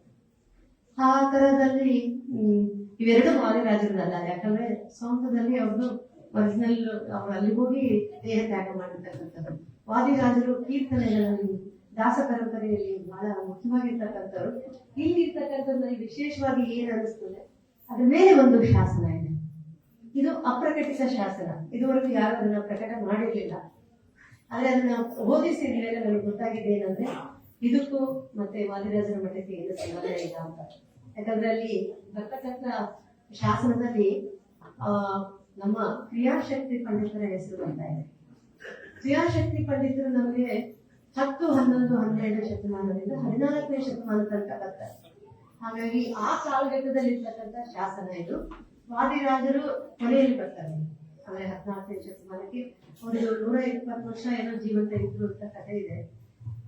ಅವರು ಅದಕ್ಕೂ ಇದಕ್ಕೂ ಸಂಬಂಧ ಇಲ್ಲ ಅಂತ ನನ್ನ ಅಭಿಪ್ರಾಯ. ಈ ರೀತಿಯ ಬದಲಾವಣೆಗಳು ಆಗ್ತಿರ್ತವೆ. ಅವುಗಳಲ್ಲೂ ಕೇಳಿದಾಗ ಅದ್ಯಾವುದೋ ಕಲ್ಲು ಬಾಧ್ಯಲಿತ್ತು, ಅದನ್ನ ತಗೊಂಡ್ಬಂದು ನಾವು ಇಲ್ಲಿ ಮಾಡಿದ್ವಿ, ಅವಾಗಲೇ ಶಾಸನ ಇತ್ತು ಅನ್ಸುತ್ತೆ ಅನ್ನೋದು. ಹಾಗಾಗಿ ನಾವು ಇತಿಹಾಸಕಾರರಾಗಿರ್ತೀವಿ ಇವತ್ತು ಅದರ ಜಾತಿಯ ಬಗ್ಗೆ ಧರ್ಮದ ಬಗ್ಗೆ ವಿಶ್ಲೇಷಣೆಯನ್ನ ಮಾಡಕ್ಕೆ ಹೋಗಿಲ್ಲ. ಎಲ್ಲರಿಗೂ ಗೊತ್ತಿದೆ ಗೋಸಾಯಿಗುಡ್ಡ ಅಂತೇಳಿ. ಗೋಸಾಯಿಗುಡ್ಡದಲ್ಲಿ ಪರ್ವತ ರಾಮೇಶ್ವರನ ದೇವಸ್ಥಾನ ಇದೆ. ಅದನ್ನ ಫೋಟೋ ಹಾಕಕ್ ಆಗಿಲ್ಲ ನನಗೆ, ನನ್ನ ತಾಂತ್ರಿಕ ಕಾರಣದಿಂದ. ಅಲ್ಲಿ ನಿಮಗೆ ಅನೇಕ ಇದಾವೆ. ಏನು 12ನೇ ಶತಮಾನದ ಕೂಡ ಇದೆ. ಅಲ್ಲಿ ಸಪ್ತಮಾತೃಕೆಯರ ವಿಗ್ರಹಗಳು ಕೂಡ ಇದ್ದಾವೆ. ಹಳೆ ದೇವಸ್ಥಾನ ಇದೆ. ಆ ದೇವಸ್ಥಾನದಲ್ಲಿ ನೀವು ಗೋಸಾಯಿಗುಡ್ಡದಲ್ಲಿ ಆಕ್ಚುಲಿ ನಾಟಿ ವೈದ್ಯರು ಅಲ್ಲಿರ್ತಕ್ಕಂಥ ಗಿಡಮೂಲಿಕೆಗಳನ್ನ ಇಲ್ಲೆಲ್ಲ ಇರ್ತಕ್ಕಂಥ ಕಾಯಿಲೆಗಳಿಗೆ ಟ್ರೀಟ್ ಮಾಡ್ತಾ ಇದ್ರು ಅನ್ನೋದೊಂದಿದೆ. ಅದೇ ಇಲ್ಲಿ ಸಮಾಧಿಗಳಿದ್ದಾವೆ. ಒಂದು ದೇವಸ್ಥಾನದೊಳಗಡೆ ಮುಂದ್ಗಡೆ ಇರ್ತಕ್ಕಂಥದ್ದು, ಒಂದು ಹಿಂದ್ಗಡೆ ಇರ್ತಕ್ಕಂಥದ್ದು. ಇದನ್ನ ನೋಡಿದ್ರೆ ಸ್ಮಾರ್ತರು ಶಂಕರಾಚಾರ್ಯರನ್ನ ಅನುಸರಿಸ್ಕೊಂಡು ಹೋಗುವಂತಹ ಒಂದು ಪದ್ಧತಿಯಲ್ಲಿ ಈ ಇದಿದೆ. ಯಾಕಂದ್ರೆ ಇಲ್ಲಿ ವಿಠಲನ ಅಂತ ಹೇಳ್ಬೋದು, ಅಥವಾ ವಿಷ್ಣು ಇದೆ, ಸೂರ್ಯ ಇದ್ದಾನೆ. ವಿಷ್ಣು ಅನ್ನೋದಕ್ಕಿಂತ ಸೂರ್ಯ ಇದ್ದಾನೆ, ಕೃಷ್ಣ ಇದ್ದಾನೆ, ಪಾರ್ವತಿ ಪರಮೇಶ್ವರರ ಚಿತ್ರ ಇದೆ ಈ ಇದರೊಳಗೆ. ನೀವ್ ಹೆಂಗೆ ಇದನ್ನ ಸಮಾಧಿ ಅಂತ ಹೇಳ್ತೀರಿ ಅಂದ್ರೆ, ಮುಂದಿನ ಭಾಗದಲ್ಲಿ 2 ಪಾರ್ಕಿಗಳು ಇರ್ತವೆ. ಯಾರೋ ಒಬ್ಬ ಮುನಿ ಅದು ತಪಸ್ ಮಾಡಿನೋ ಅಥವಾ ಬೇರೆ ಕಾರಣದಿಂದ ದೇಹ ತ್ಯಾಗ ಮಾಡಿದಾಗ ಅವ್ರ ನೆನಪಿಗೋಸ್ಕರ ಹಾಕಿರ್ತಕ್ಕಂಥದ್ದು ಇದು ಗೋಸಾಯಿಗುಡ್ಡದಲ್ಲಿ ಈಗ ನಿಮಗೆ ಕಾಣದೊರೆಯುತ್ತೆ. ಇದು ಎಲ್ಲರಿಗೂ ಗೊತ್ತಿರ್ತಕ್ಕಂಥದ್ದು. ದೇವತಿಂದಾಪುರದ ಶಿವಣ್ಣ ವೆಂಕಟೇಶ್ವರನ ಮೂರ್ತಿ, ಅದುವೇ ಒಂದು ದೊಡ್ಡ ಕಥೆ ಇರ್ತಕ್ಕಂಥದ್ದು. ದಾನನಾಯಕ ಅದನ್ನ ಮೈದೂರಲ್ಲಿ ಇದ್ದಿರ್ತಕ್ಕಂಥದ್ದು ಅಂತ. ಅದೇ ಒಂದು ನನಗೆ ಕಥೆ ಸಿಕ್ಕಿದೆ. ಸೋಮಣ್ಣ ಶೆಟ್ಟಿ ಅನ್ನೋನು ಮುತ್ತಿಗೆಯಲ್ಲಿ ಒಂದು ಕೇಶವನ ದೇವಸ್ಥಾನ ಇದು ಮಾಡ್ಬೇಕು ಅಂತೇಳಿ, ಶಿಲ್ಪವನ್ನ ಮಾಡ್ಬೇಕು ಅಂತ ಹೇಳಿ ಮಾಡಿದಾಗ ಅವನು ವ್ಯಾಪಾರಿ. ನಾನು ಅವನೇ ದುಡ್ಡು ಕೊಟ್ಟು ಎಲ್ಲ ಮಾಡಿ ಶಿಲ್ಪ ಮಾಡ್ತಿದ್ದಾನೆ. ನಾನು ಊರಿಗೆ ಹೋಗಿ ಬರೋ ತನಕ ನೀವು ಇದನ್ನ ಸಂರಕ್ಷಣೆ ಮಾಡಿ ಊರಿಗೆ ಹೋಗಿ ಬಂದ್ಮೇಲೆ ಮುತ್ತಿಗೆಯಲ್ಲಿ ಪ್ರತಿಷ್ಠಾಪನೆ ಮಾಡೋಣ ಅಂತ ಹೇಳಿದೆ. ಅವ್ನು ಊರಿಗೆ ಹೋಗ್ತಾನೆ, ಎಷ್ಟು ದಿನ ಆದ್ರೂ ಬರೋದಿಲ್ಲ. ಅವನು ಅಲ್ಲೇ ದೇಹ ತ್ಯಾಗ ಮಾಡೋದ್ರಿಂದ ಇದು ಏನ್ ಮಾಡ್ಬೇಕು ಇದನ್ನ ಅಂತೇಳಿ ಯೋಚನೆ ಮಾಡಿರ್ತಾರೆ. ಇದನ್ನ ಮೈಸೂರಿಗೆ ಕಳಿಸ್ತಾರೆ. ಮೈಸೂರಲ್ಲಿ ಯಾರೋ ಒಬ್ಬ ಗೌಡ ಅಲ್ಲಿ ಇಟ್ಕೊಳ್ತಾನೆ. ತುಂಬಾ ದಿನ ತೊಂದರೆ ಆಗುತ್ತೆ, ನನಗೆ ಜಾಗ ಇಲ್ಲ ಅಂತೇಳಿ ನನ್ನ ಗ್ವಾದ್ಲಿಯಲ್ಲಿ ಹಾಕಿದ್ದಾನೆ. ಗ್ವಾದ್ಲಿ ಗೊತ್ತಿದೆ ನಿಮಗೆ? ಆ ಗ್ವಾದ್ಲಿಗೆ ಹಾಕಿದ್ಮೇಲೆ ಆ ಗ್ವಾದ್ಲಿಗೆ ಒಂದು ಪವಾಡ ನಡೆಯಕ್ಕೆ ಸ್ಟಾರ್ಟ್ ಆಗುತ್ತೆ. ಯಾರಾದ್ರೂ ಹಸು ಏನಾದ್ರು ಆದ್ರೆ ಹೋಗಿ ಇಸ್ಕೊಂಡ್ಬಂದ್ರೆ ಅದು ಹುಷಾರಾಗ್ತಕ್ಕಂಥದ್ದು, ಮನೆಯವರು ಎಲ್ಲರೂ ಹೋಗಿ ಇದು ಮಾಡೋದು ಎಲ್ಲ. ಇದು ದಾನನಾಯಕನಿಗೆ ಗೊತ್ತಾದಾಗ ಕುರುಬಿಗೆರೆಯಲ್ಲಿರ್ತಕ್ಕಂಥ ಒಬ್ಬ ಸಾಧು ಅವ್ರಿಗೆ ಕಣಿ ಕಲ್ಲಪ್ಪ ಅಂತ ಕರೀತಾರೆ. ಅವ್ರನ್ನ ಕೇಳ್ತಾರೆ, ಏನಂದ್ರೆ ನೀನ್ ಅಲ್ಲಿಂದ ತಗೊಂಡ್ ಬಾ ಇಲ್ಲ ಅಂದ್ರೆ 2 ಕತೆ 3 ಕತೆ ಇದೆ ಅದಕ್ಕೆ ಸಂಬಂಧಪಟ್ಟಂಗೆ. ಅವ್ರು ಬರ್ಬೇಕಾದ್ರೆ ಇಲ್ಲಿ ಇದು ತಿಮ್ಲಾಪುರದ ಬರೋಷ್ಟಕ್ಕೆ ಅದು ಮತ್ತೆ ಹೇಳಿರುತ್ತೆ, ನಾನು ನಿಮ್ ಜೊತೆ ಬರ್ತೀನಿ, ನಾನು ಬರ್ತಾ ಇದ್ದಾಗ ನೀನು ನಿನ್ನ ಜಾಗ ಮುಟ್ಟೋದಂತದ್ದು ತಿರುಗಿ ನೋಡ್ಬಾರ್ದು, ನೀನ್ ಎಲ್ಲಿ ತಿರುಗಿ ನೋಡ್ತೀನಿ ನಾನು ಅಲ್ಲೇ ನಿಂತ್ಬಿಡ್ತೀನಿ. ಅದಕ್ಕೆ ಅದು ಗೆಜ್ಜೆ ಸೌಂಡ್ ಆಗ್ತಾ ಇರುತ್ತೆ. ಅಲ್ಲಿ ಬರ್ಬೇಕಾದ್ರೆ ಅವನು ಆ ಗೆಜ್ಜೆ ಸೌಂಡ್ ಕೇಳಿಸ್ಕೊಂಡು ಮತ್ತೆ ಹೋಗ್ತಾ ಇರ್ತಾನೆ. ಅಲ್ಲಿಗೆ ಬಂದಾಗ ಗೆಜ್ಜೆ ಸೌಂಡ್ ಕೇಳೋದಿಲ್ಲ ನಮಗೆ. ತಿರುಗಿ ನೋಡ್ತಾನೆ, ಅದು ಅಲ್ಲೇ ನಿಂತ್ಬಿಡುತ್ತೆ. ಬಂಡಿ ಎಲ್ಲ ಹೊಡೆದೋಗ್ತವೆ, ಎಲ್ಲ ಮಾಡ್ತಾನೆ. ಇಲ್ಲ ನಾನು ಇಲ್ಲೇ ಪ್ರತಿಷ್ಠಾಪನೆ ಮಾಡಿದ್ದೆ, ಅಲ್ಲೇ ಉಳ್ಕೊಳ್ಳುತ್ತೆ. ಈಗ ಇರ್ತಕ್ಕಂಥ ವೀರಭದ್ರ ದೇವಸ್ಥಾನದಲ್ಲಿ ಅಂತ ತರಬೇಕಂತ ಇದ್ರು ಅಂತೇಳಿ ಒಂದು ಕಥೆ ಇದೆ. ಹಾಗೆ ಅಲ್ಲಿದೆ ಅಲ್ಲಿದೆ ದೇವಸ್ಥಾನದ ಎದುರು ಭಾಗದಲ್ಲಿ 2 ಪುಟ್ಟ ದೇವಸ್ಥಾನಗಳಿದೆ. ಒಂದು ದಾಳನಾಯಕಂದು, ಇನ್ನೊಂದು ರಂಗಣ್ಣ ನಾಯಕಂದು. ಅದ್ರ ಕೆಳಗಡೆ ವಿಗ್ರಹಗಳಿದೆ. ದಾಳನಾಯಕ ಮತ್ತೆ ರಂಗಣ್ಣ ನಾಯಕಂದ ವಿಗ್ರಹಗಳಿದೆ. ದಾಳನಾಯಕ ಈ ಕಟ್ಟಡವನ್ನ ಆರಂಭ ಮಾಡ್ದ, ಅವನಿಗೆ ಅವನ ಜೀವಿತಾವಧಿಯಲ್ಲಿ ಮುಗಿಸಕ್ಕಾಗ್ಲಿಲ್ಲ. ಹಾಗಾಗಿ ರಂಗಣ್ಣ ನಾಯಕ ಮುಗಿಸಿದ ಅಂತೇಳಿ ಅಲ್ಲಿ ಇರೋದ್ರಿಂದ ಅವರಿಬ್ಬರ ನೆನಪಿಗೆ ಅಲ್ಲಿ ಅವರ ಪರಿವಾರ ಸಮೇತನೇ ವಿಗ್ರಹಗಳಿದ್ದಾವೆ. ಅದನ್ನು ಕೂಡ ನೀವು ಅಲ್ಲಿ ಹೋದಾಗ ಗಮನಿಸ್ಬೋದು. ಹಾಗೇನೆ ನಮಗೆ ಈಗ ನಮ್ಮ ಜೈನ ಕುರುಹುಗಳಿದೆ, ವೈಷ್ಣವ ಕುರುಹುಗಳಿದೆ, ಹಾಗೇನೆ ಶೈವ ಕುರುಹುಗಳು ಕೂಡ ಇದೆ, ತುಂಬಾ ಇದ್ದಾವೆ. ಅದರಲ್ಲಿ ಒಂದು ನಮ್ಮ ವೀರಭದ್ರ ದೇವಸ್ಥಾನ, ಅದು ಕೂಡ ಕಥೆ ಇದೆ. 1000 ಕಲ್ಲಲ್ಲಿ ಬಿದ್ದಿದ್ರಿಂದ ಅದರಲ್ಲಿ ವೀರಭದ್ರ ಒಡಮೂಡಿದ್ರಿಂದ ಅಲ್ಲಿ ದೇವಸ್ಥಾನವನ್ನು ಕಟ್ಟಿದ್ರು ಅಂತ. ಮತ್ತೆ ಮೈಲಾರ ಲಿಂಗೇಶ್ವರ ದೇವಸ್ಥಾನನು ಕೂಡ ದಾನನಾಯಕನೇ ನನಗೆ ಮೈಲಾರಕ್ಕೆ ಹೋಗಿ ಬರಕ್ಕಾಗಲ್ಲ, ನನಗೆ ಕಷ್ಟ ಆಗುತ್ತೆ ಅಂತ ಹೇಳಿದಾಗ ಅದನ್ನ ಪ್ರತಿಷ್ಠಾಪನೆ ಮಾಡಿಸಿದೆ. ಹಾಗೇನೆ ನಾನು ಇಲ್ಲಿ ಚಿತ್ರ ಹಾಕಿಲ್ಲ, ನಮ್ಮ ಉಚ್ಚಂಗಿದುರ್ಗದ ಅಲ್ಲಿಗೆ ಹೋಗೋಕ್ಕಾಗಲ್ಲ, ಅದಕ್ಕೂ ಮತ್ತೆ ಚಿತ್ರದುರ್ಗದಲ್ಲೂ ತುಂಬಾ ಗದ್ದ ಇರುತ್ತೆ. ನನಗೆ ಬೇಕದು ನನಗೆ ಬೇಕು ಅಂತ ಹೇಳಿ ಗದ್ದ ಇದ್ದಾಗ ಅದನ್ನ ಇಲ್ಲಿ ಪ್ರತಿಷ್ಠಾಪನೆ ಮಾಡ್ಕೊಂಡು ಇಲ್ಲೇ ಪೂಜೆ ಮಾಡ್ತಾ ಇದ್ರು ಅವರು ಅಂತೇಳಿ. ಆಮೇಲೆ ಇಲ್ಲಿ ನಾನು ವಿಶೇಷವಾಗಿ ಅಲ್ಲಿ ಪಂಚಮುಖಿ ಆಂಜನೇಯ ಇದೆ, ಮೈಲಾರ ಲಿಂಗೇಶ್ವರ ದೇವಸ್ಥಾನ. ಆ ಪಂಚಮುಖಿ ಇದರೊಳಗೆ ವರಹ, ವೀರಭದ್ರ, ಆಂಜನೇಯ ಮತ್ತೆ ಈ ಕಡೆ ಇನ್ನೂ ಒಂದು, ಆಮೇಲೆ ಇದು ಐವದನ ಅಂತ ಕುದುರೆ ಮುಖದ ಆಂಜನೇಯ, 5 ಪಂಚಮುಖಿ ಆಂಜನೇಯ. ನಂತರ ಕೆಂಪಯ್ಯನ ಮಠ ನನಗೆಲ್ಲರೂ ಗೊತ್ತಿದೆ. ಕಂಚಾಗಿನ ಗಣಾಧೀಶರಲ್ಲಿ ಕೆಂಪಯ್ಯ ಕೂಡ ಒಬ್ರು. ಆದ್ರೆ ಗೋಳಿ ಬಸವೇಶ್ವರ ಮತ್ತೆ ಕೊಟ್ಟರೇಶ್ವರ ಅಷ್ಟು ಮತ್ತೆ ನಾಯಕರಲ್ಲಿ ತಿಪ್ಪೇಸ್ವಾಮಿ ಅವರು ಅಷ್ಟು ಪ್ರಸಿದ್ಧ ಆಗ್ಲಿಲ್ಲ ಇವರು ಮತ್ತೆ ಮತಾನೇಶ್ವರರು. ಆದ್ರೆ ಇವರು ತುಂಬಾ ಪವಾಡಗಳನ್ನ ಮಾಡಿದ್ದಾರೆ. ಅದರಲ್ಲಿ ಒಂದು ಪವಾಡ ಸಿದ್ದಾಪುರದ ಊರಂತ ಇಲ್ಲೇನೆ ಹತ್ತಿರದಲ್ಲಿದೆ. ಸಿದ್ದಾಪುರ ಕೆರೆಯಲ್ಲಿ ಒಂದು ಮಠ ಇದೆ, ಆ ಊರಿದೆ. ಈಗ ಆ ಊರಲ್ಲೇ ಹಾಳು ಬಿಟ್ಟಿರ್ತಕ್ಕಂಥದ್ದು ಅವರು ಬೇರೆ ಕಡೆ ಹೋಗಿದ್ದಾರೆ. ಅಲ್ಲಿನ ಗೌಡ ಬಂದು ಹೇಳ್ತಾನೆ, ನಮ್ಮ ಮನೆಯಲ್ಲಿ ಕೆಂಪಿರುವೆಗಳು ಜಾಸ್ತಿ ಆಗಿಬಿಟ್ಟಿದ್ದಾವೆ, ಏನ್ ಮಾಡ್ಬೇಕು ಗುರುಗಳೇ ಅಂತ ಹೇಳ್ತಾರೆ. ಅವು ಅಲ್ಲೇ ಬಂದು ಅದು ನಮ್ಮ ಹತ್ರ ಬರ್ಬೇಕಾಗಿತ್ತು, ಅಲ್ಲೇ ಹೋದ್ರು ಅಂತ ಹೇಳಿದ್ದು. ಏನು ಯೋಚನೆ ಮಾಡ್ಬೇಡ, ಅವೆಲ್ಲ ನಮ್ಗೆ ಎಲ್ಲಿ ಹೋಗ್ಬೇಕಂತ ಹೋಗ್ತಾವಿದ್ರು ಅಂತ. ಅವ್ನು ಅಲ್ಲಿಗೆ ಹೋದ್ಮೇಲೆ ಆಶ್ಚರ್ಯ ಆಗುತ್ತೆ, ಎಲ್ಲ ಕೆಂಪಿರುವೆಗಳು ಇರೋದಿಲ್ಲ ಅಂತೆ. ಈ ರೀತಿಯ ಸಣ್ಣ ಸಣ್ಣ ಪುಟ್ಟ ಪುಟ್ಟ ಇದನ್ನೆಲ್ಲ ಮಾಡ್ಕೊಂತ ಅವರು ಎಲ್ಲ ಕಡೆ ಹೋಗ್ತಾರೆ. ಹಾಗೆ ಅಕ್ಕಮಹಾದೇವಿಯ ಹುಟ್ಟು ಸ್ಥಳಕ್ಕೆ ಹೋಗ್ಬೇಕಂತೇಳಿ ಗುರುತಳಿಗೂ ಕೂಡ ಹೋಗ್ತಾರೆ ಅವರು. ತುಂಬಾ ಪವಾಡ ಪುರುಷರು ಇಲ್ಲಿ ಬರ್ತಾರೆ. ನಂತರದಲ್ಲಿ ಇಲ್ಲಿ ಕೂಡ ಅವರು ದೇಹ ತ್ಯಾಗ ಮಾಡ್ತಕ್ಕಂಥ ಕೆಂಪಯ್ಯನ ಸಮಾಧಿ ಕೂಡ ಇಲ್ಲಿ. ನಂತರ ಇದು ಅರಸನ ಮಠ. ಅರಸನ ಬಾವಿ ಅಂತೇಳಿ ತುಂಬಾ ಫೇಮಸ್ ಆಗಿರ್ತಕ್ಕಂಥದ್ದು. ನಾನು ಒಂದು ಬುಕ್ಕಲ್ಲಿ ಕೂಡ ಅರಸನ ಮಠದ ಬಗ್ಗೆ ನೋಡಿದ್ದೆ. ಆದ್ರೆ ನನಗೆ ಅದೃಷ್ಟವಶ ನಮ್ಮ ಚಿರಸ್ಥಳೀಯ ಕಲ್ಮಠ ಮಲ್ಲಿಕಾರ್ಜುನ ಸ್ವಾಮಿ ಅವರಲ್ಲಿ ಒಂದು ಹಸ್ತಪ್ರತಿ ಸಿಕ್ತು. ಆ ಹಸ್ತಪ್ರತಿಯಲ್ಲಿ ತುಂಬಾ ವಿವರಣಾತ್ಮಕವಾಗಿ ಇರ್ತಕ್ಕಂಥದ್ದು. ಆಮೇಲೆ ಪಾಳೆಗಾರರಲ್ಲಿ ವಿಶೇಷವಾಗಿ ಮೊದಲನೇ ಪಾಳೆಗಾರರು ನಿಮ್ಗಾಗ್ಲೇ ಹೇಳಿದೆ ವೈಷ್ಣವರ ಇದ್ರು ಅಂತ. ಇದು ಪಾಳೆಗಾರ ಯಾರು ಅಂತ ಹೆಸರು ಹೇಳಿಲ್ಲ, ಡೇಟ್ ಹೇಳಿದೆ 1907 ಅಂತ ಏನೋ ಬರ್ತದೆ ಇದೆ ಆ ಹಸ್ತಪ್ರತಿಯಲ್ಲಿ. ಅದರಲ್ಲಿ ತುಂಬಾ ಕ್ಲಿಯರ್ ಆಗಿ ಹೇಳ್ತಾರೆ, ಅರಸ ಲಿಂಗಧಾರಣೆಯನ್ನ ಮಾಡಿಕೊಂಡ ನಂತರ ತನ್ನ ಅಲ್ಲೇನು ಕಲ್ಮಠ ಇದೆ, ಕಲ್ಮಠದ ಮುಂದಿರ್ತಕ್ಕಂಥ ಜಾಗವನ್ನ ಆ ಮಠಕ್ಕೆ ಸೇರಿಸಿ ಅದರ ಎದುರುಗಡೆ ತೇರ್ ಬಸವನ ಗುಡಿಯನ್ನ ಕಟ್ಟಿಸಿ ಅದರ ಹಿಂಭಾಗದಲ್ಲಿ ಹಾಲ್ವರ್ತಿ ಕೊಳವನ್ನ ನಿರ್ಮಾಣ ಮಾಡಿದ್ರು ಅಂತ. ಆ ಹಸ್ತಪ್ರತಿಯಲ್ಲಿ ಇಟ್ಕೊಂಡು ನಾನು ಅಲ್ಲಿ ನಡ್ಕೊಂಡು ಕ್ಷೇತ್ರ ಕಾರ್ಯ ಮಾಡ್ಕೊಂತ ಹೋದಾಗ ಇದರಲ್ಲಿ ಏನ್ ಹೇಳಿದೆ ಅದೆಲ್ಲ ಅಲ್ಲಿ ಸಿಕ್ತು. ಆ ಮಠದಲ್ಲಿ ಕಲೇಶ್ವರನ ದೇವಸ್ಥಾನ ಇರ್ತಕ್ಕಂಥದ್ದು, ಆ ಮಠದ ಮುಂದೆ ಈಗಲೂ ಕೂಡ ಜಾಗ ಇರ್ತಕ್ಕಂಥದ್ದು. ಆ ನಂತರದ ಕಾಲಘಟ್ಟದಲ್ಲಿ ಅಲ್ಲಿ ಒಂದು ಬಾವಿಯನ್ನ ಮಾಡಿರ್ತಕ್ಕಂಥದ್ದು, ಇಳಿದೋಗಿ ನೀರು ತುಂಬಿಕೊಳ್ಳುವಂತ ಬಾವಿ ಇದೆ. ಅದು ಇರುತ್ತೆ, ಆಲ್ವರ್ತಿ ಬಾವಿ ಅಲ್ಲ, ಅರಸನ ಬಾವಿ ಅದು. ಅದ್ರ ಮುಂದೆ ನಾವೇ ನಡ್ಕೊಂಡು ಹೋದಾಗ ಇಲ್ಲೆಲ್ಲ ಸೈಟ್ ಮಾಡ್ತಾ ಇದ್ದಾರೆ. ಅದ್ರ ಹಿಂಭಾಗದಲ್ಲಿ ನಿಮಗೆ ಓಡಾಡ್ತಾ ಇದ್ರೆ ಗೋಪುರ ಕಾಣುತ್ತೆ, ರೋಡಲ್ಲೇ ಗೋಪುರ ಕಾಣುತ್ತೆ. ಅಲ್ಲಿ ಹೋಗಿ ನೋಡಿದಾಗ ಬಸವನ್ನ ತೇರ್ ಬಸವನ್ನ ಇದು ಒಂದು ಮಟ್ಟಿ ಅಂತ ಹೇಳಿದ್ರು. ನನಗೆ 2 ಉದಾಹರಣೆ ಸಿಕ್ಕಿತ್ತು. ಅಲ್ಲಿಂದ 1 ಕಿಲೋಮೀಟರ್ ಹಿಂದೆ ಅನ್ಸುತ್ತೆ, ಯಾಕಂದ್ರೆ ಗೋಸಾಯಿಗುಡ್ಡ ಸ್ಟಾರ್ಟ್ ಆಗುತ್ತೆ. ಗೋಸಾಯಿಗುಡ್ಡ ಆ ಕಡೆ ಬಂದ ಆಲ್ವರ್ತಿ ಮಠ ಇದೆ. ಸೊ ಇಲ್ಲಿ ಇರ್ತಕ್ಕಂಥ ಏನು ದಾಖಲೆ ಇದೆ. ಆಮೇಲೆ 12 ಜನ ಇದು ಒಪ್ಕೊಂಡಾರೆ, ಊರಿನ 12 ಜನ. 12 ಜನರು ಒಂದೇ ಜಾತಿಗೆ ಸಂಬಂಧಪಟ್ಟಿರಲಿಲ್ಲ. ಅವ್ರ ಹೆಸರು ಕೂಡ ಇಲ್ಲಿ ಮೆನ್ಷನ್ ಆಗಿರ್ತಕ್ಕಂಥದ್ದು. ನನಗೆ ಇಲ್ಲಿ ಹಾಗೆ ಒಂದು ನಿಮಿಷ, ಇದು ಕಲೇಶ್ವರ ದೇವಸ್ಥಾನ ಹಳೇದು, ನನಗೆ ಮೈಸೂರಿನ ಕಾಲಕ್ಕೆ ಅಥವಾ ಕಲ್ಯಾಣ ಚಾಲುಕ್ಯರ ಕಾಲಕ್ಕೆ ಸಂಬಂಧಪಟ್ಟಿರ್ತಕ್ಕಂಥದ್ದು.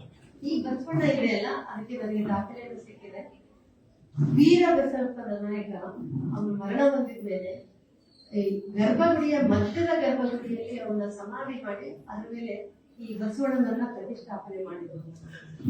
ಅವರೆಲ್ಲ ಅವರು ಲಿಂಗಧಾರಣೆ ಮಾಡಿದ ನಂತರ ಲಿಂಗಾಯತ ಧರ್ಮಕ್ಕೆ ಅವರು ಬದಲಾವಣೆ ಆದ ತಕ್ಷಣವೇ ಅವರು ತಮ್ಮ ಸಮಾಧಿಗಳ ಮೇಲೆ ಬಸವಣ್ಣನನ್ನ ಕೆತ್ತಿಸಿ ಇಡುವಂತ ಒಂದು ಪದ್ಧತಿ ಈ ಸುತ್ತಮುತ್ತ ಪ್ರದೇಶದಲ್ಲಿ ನನಗೆ ಕಾಣಬಹುದು. ಈಗ ತೆಗಿನ ಮಠದ ಬಗ್ಗೆ ನಾನು ಹೇಳೋದ್ ಬೇಕಾಗಿಲ್ಲ, ಆದ್ರೆ ಇಲ್ಲಿ ಮಠ ಇದೆ ಅಂತ ಹೇಳಿ ಅದೆಲ್ಲ ತಗೊಂಡಿದ್ದೀನಿ, ನಿಮಗೆಲ್ಲರಿಗೂ ಪರಿಚಯ ಇರ್ತಕ್ಕಂಥದ್ದು. ಇದು ಗುಡ್ಡದ ಮಠ. ನೀವು ಅಲ್ಲಿ ಇದಕ್ಕೆ ಹೋದಾಗ ರೈಲ್ವೆ ಟ್ರ್ಯಾಕ್ ಇಂದ ಆ ಕಡೆ ಗುಡ್ಡಗಳಿದೆ ಅಲ್ಲ, ಅಲ್ಲಿರ್ತಕ್ಕಂಥ ಮಠ. ಕೆಂಪಯ್ಯನ ಕಥೆ ಹೇಳಬೇಕಾದ್ರೆ ಕೂಡ ಅವನು ಈ ಇರೋಕೆ ಇಷ್ಟ ಆಗದೆ ಇದಾಗುತ್ತೆ, ಸಫಿಕೇಟ್ ಆಗುತ್ತೆ ಅನ್ನೋ ತರ ಅನ್ಕೊಂಡು ಅವ್ನು ಅಲ್ಲಿಗೆ ಹೋಗ್ತಾ ಇರ್ತಾನೆ, ಆ ಮಠದಲ್ಲಿ ಇರ್ತಾನೆ. ಒಂದ್ಸತಿ ಅದು ಕಾಡು ಮೇಡು ಎಲ್ಲ ಇರೋದ್ರಿಂದ ಒಂದು ಸಾಯಂಕಾಲ ಹುಲಿ ಬರುತ್ತೆ. ಹುಲಿ ಬಂದು ಬಾಗಿಲಲ್ಲಿ ಗರ್ಜನೆ ಮಾಡ್ತಾ ಇದ್ರೆ ಅವಾಗ ಅವನೇ ಸುಮ್ಮನೆ ಇರು ಅಂತ ಹೇಳಿದ್ರೆ ಹುಲಿ ಸುಮ್ಮನೆ ಹೋಗ್ಬಿಡುತ್ತೆ.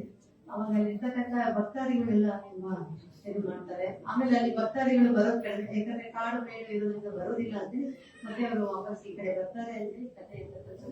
ನೀವು ಇಲ್ಲಿ ವಿಶೇಷವಾಗಿ ಗಮನಿಸಬೇಕು, ಈ 4 ಕಂಬಗಳು ಕಲ್ಯಾಣ ಚಾರಿತ್ರಿಗೆ ಸಂಬಂಧಪಟ್ಟಿರ್ತಕ್ಕಂಥ ಕಂಬಗಳು. ನನಗನ್ಸೋ ಮಟ್ಟಿಗೆ ಇಲ್ಲಿ ಯಾವುದೋ ಒಂದು ದೊಡ್ಡ ದೇವಸ್ಥಾನ ಬಿದ್ದು ಹೋಗಿರ್ಬೇಕು. ಅಲ್ಲಿರ್ತಕ್ಕಂಥ ಕಂಬಗಳನ್ನ ಮತ್ತೆ ಪಾಳೆಗಾರರು ಬೇರೆ ಕಡೆ ಬಳಸ್ಕೊಂಡಿರ್ತಕ್ಕಂಥದ್ದು. ಕಾಶಿ ಮಠದಲ್ಲಿ 2 ಕಂಬ ಸಿಗುತ್ತೆ, ಇಲ್ಲಿ 4 ಕಂಬ ಸಿಗುತ್ತೆ. ಮೈಲಾರಲಿಂಗೇಶ್ವರ ದೇವಸ್ಥಾನದ ದ್ವಾರಕ್ಕೆ ಮೇಲ್ಗಡೆ ಒಂದು ಬ್ರಹ್ಮ ವಿಷ್ಣು ಮಹೇಶ್ವರ ಇರ್ತಕ್ಕಂಥ ಒಂದು ಶಿಲ್ಪ ಸಿಗುತ್ತೆ. ಇದೆಲ್ಲವೂ ಒಂದೇ ದೇವಸ್ಥಾನದ ಇರಬಹುದಾ?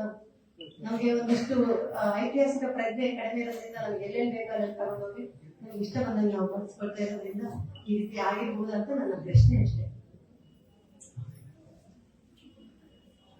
ಇದು ಚೌಕಿ ಮರ, ಅಲ್ಲಿ ಊರ್ ಒಳಗಡೆ ಒಂದೆಲ್ಲ ನೀರುಗಳೆಲ್ಲ ಇದೆ. ಅದು ನಮ್ಮ ಇಲ್ಲಿರ್ತಕ್ಕಂಥ ಸುತ್ತ ಮಠಗಳ ಪರಿಚಯ ಮಾಡ್ಕೊಳ್ಬೇಕು ಅಂತ ಎಷ್ಟೋ ಸತಿ ಜೀರ್ಣೋದ್ಧಾರ ಆಗಿದೆ, ಮತ್ತೆ ಇದಾಗ್ತದೆ. ಯಾಕಂದ್ರೆ ಇದನ್ನೆಲ್ಲ ನಾವು ಸಂರಕ್ಷಣೆ ಮಾಡ್ಬೇಕಾಗಿದೆ. ಇಲ್ಲಾಂದ್ರೆ ಎಲ್ಲ ಕೆಟ್ಟ ಚಟಗಳಿಗೆ ಅವಕಾಶ ಮಾಡ್ಕೊಳ್ತಕ್ಕಂಥ ಸ್ಥಳಗಳಾಗಿ ಪರಿವರ್ತನೆ ಆಗಿರ್ತಕ್ಕಂಥ. ಮತ್ತೆ ಇದು ಕಾಶಿ ಮಠ. ಕಾಶಿ ಮಠದ ನನಗಿನ ವಿವರಣೆಗಳು ಸಿಗ್ಬೇಕಾಗಿದೆ. ನಿಮ್ಮಿಂದಲೇ ನಾನು ವಿವರಣೆಗಳನ್ನ ತಗೋಬೇಕಂತ ಆಸಕ್ತಿ ಇರ್ತಕ್ಕಂಥದ್ದು. ಇದು ನಾನು ಆಗ್ಲೇ ಹೇಳಿದ್ದಲ್ಲ, ಆಲ್ವತ್ತಿ ಕೊಳ. ಇದು ಗೋಣಿ ಬಸವೇಶ್ವರನ ಮಠ. ಈ ಗೋಣಿ ಬಸವೇಶ್ವರನ ಮಠ ಇಲ್ಲಿ ನಿಮ್ಮ ಇದಾಗಿದೆ, ಕುರುಗೇರಿ ಎದುರುಗಡೆ ಇರ್ತಕ್ಕಂಥದ್ದು. ಅದಕ್ಕೆ ಆಕ್ಚುಲಿ ಐತಿಹಾಸಿಕವಾಗಿ ತುಂಬಾ ಪ್ರಾಮುಖ್ಯತೆ ಇರ್ತಕ್ಕಂಥದ್ದು ಇದು.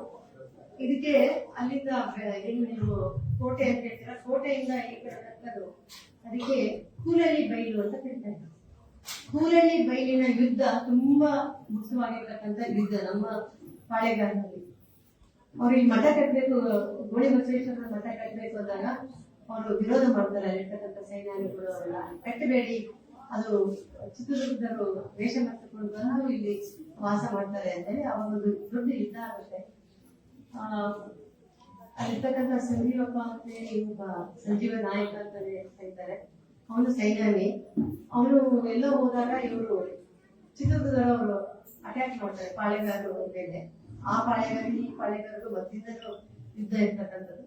ಆ ಸಂದರ್ಭದಲ್ಲಿ ಸಂಜೀವ ನಾಯಕನ ಹೆಂಡತಿ ಸಾಯಂಕಾಲದ ಟೈಮಿಗೆ ಅಟ್ಯಾಕ್ ಆದಾಗ ತನ್ನ ಮಹಿಳೆಯರ ಗುಂಪನ್ನ ಸೇರಿಸಿಕೊಂಡು ಅವ್ರ ವಿರುದ್ಧ ಹೋರಾಟ ಮಾಡಿ ಅವತ್ತು ಅವಳು ದೇಹತ್ಯಾಗ ಮಾಡ್ತಾರೆ. ಆ ನಂತರ ಅವ್ರ ನೆನಪಿಗಾಗಿ ಅಲ್ಲೆಲ್ಲ ಕಲ್ಲುಗಳು ಹಾಕಿದ್ದಾರೆ ಅಂತ ಹೇಳ್ತು ಹುಡುಕಿದ್ವಿ. ನಮ್ಗೆ ಅಲ್ಲಿ ಮಾಸ್ತಿಗಳು ಸಿಕ್ಕಿದೆ, ಅದನ್ನ ಮುಂದೆ ಕಳಿಸ್ತೀವಿ. ಇದು ಸಿದ್ದಾಪುರ ಮಠ. ಆಗ್ಲೇ ಹೇಳಿದ್ನಲ್ಲ, ಸಿದ್ದಾಪುರ ಕೆರೆ ಇದೆ, ಅದ್ರ ಮೇಲೆ ಒಂದು ಮಠ ಇದೆ ಅಂತ. ವಿವಿಧ ನಮ್ಮ ಕೆಂಪಯ್ಯ ಅವರು ಕೂಡ ಅಲ್ಲಿ ಹೋಗಿ ಇದು ಮಾಡ್ತಾ ಇದ್ರೆ ಗೊತ್ತಿಲ್ಲ. ಯಾಕಂದ್ರೆ ಎಲ್ಲಾ ದಾಖಲೆಗಳು ನಮ್ಗೆ ಬರೀ ವಾಸ್ತುಶಿಲ್ಪದಲ್ಲಿ ಮಾತ್ರ ಸಿಗ್ತಾ ಇದೆ, ಯಾವ್ದು ಲಿಖಿತ ದಾಖಲೆಗಳು ಸಿಗ್ತಾ ಇಲ್ಲ. ಹಾಗಾಗಿ ನಾನು ಸ್ಪಷ್ಟವಾಗಿ ಇದೆ ಅಂತ ಹೇಳಕ್ಕೆ ಆಗ್ತಾ ಇಲ್ಲ. ಆದ್ರೆ ಅಲ್ಲಿರ್ತಕ್ಕಂಥ ಊರ ಜೊತೆ ಮಾತಾಡ್ಬೇಕಾಗಿದ್ದ ಅವಶ್ಯಕತೆ ಇದೆ. ಈಗ ಇಷ್ಟು ತನಕ ನಾನು ನಮ್ಮ ಜೈನ ಧರ್ಮ, ವೈಷ್ಣವ ಧರ್ಮ, ಶೈವ ಧರ್ಮದ ಬಗ್ಗೆ ಇದೆ. ಹಾಗೆಯೇ ನಮ್ಗೆ ಇಲ್ಲಿ ಇಸ್ಲಾಂ ಧರ್ಮದ ಕುರುಹುಗಳು ಬಹಳ ಇದೆ.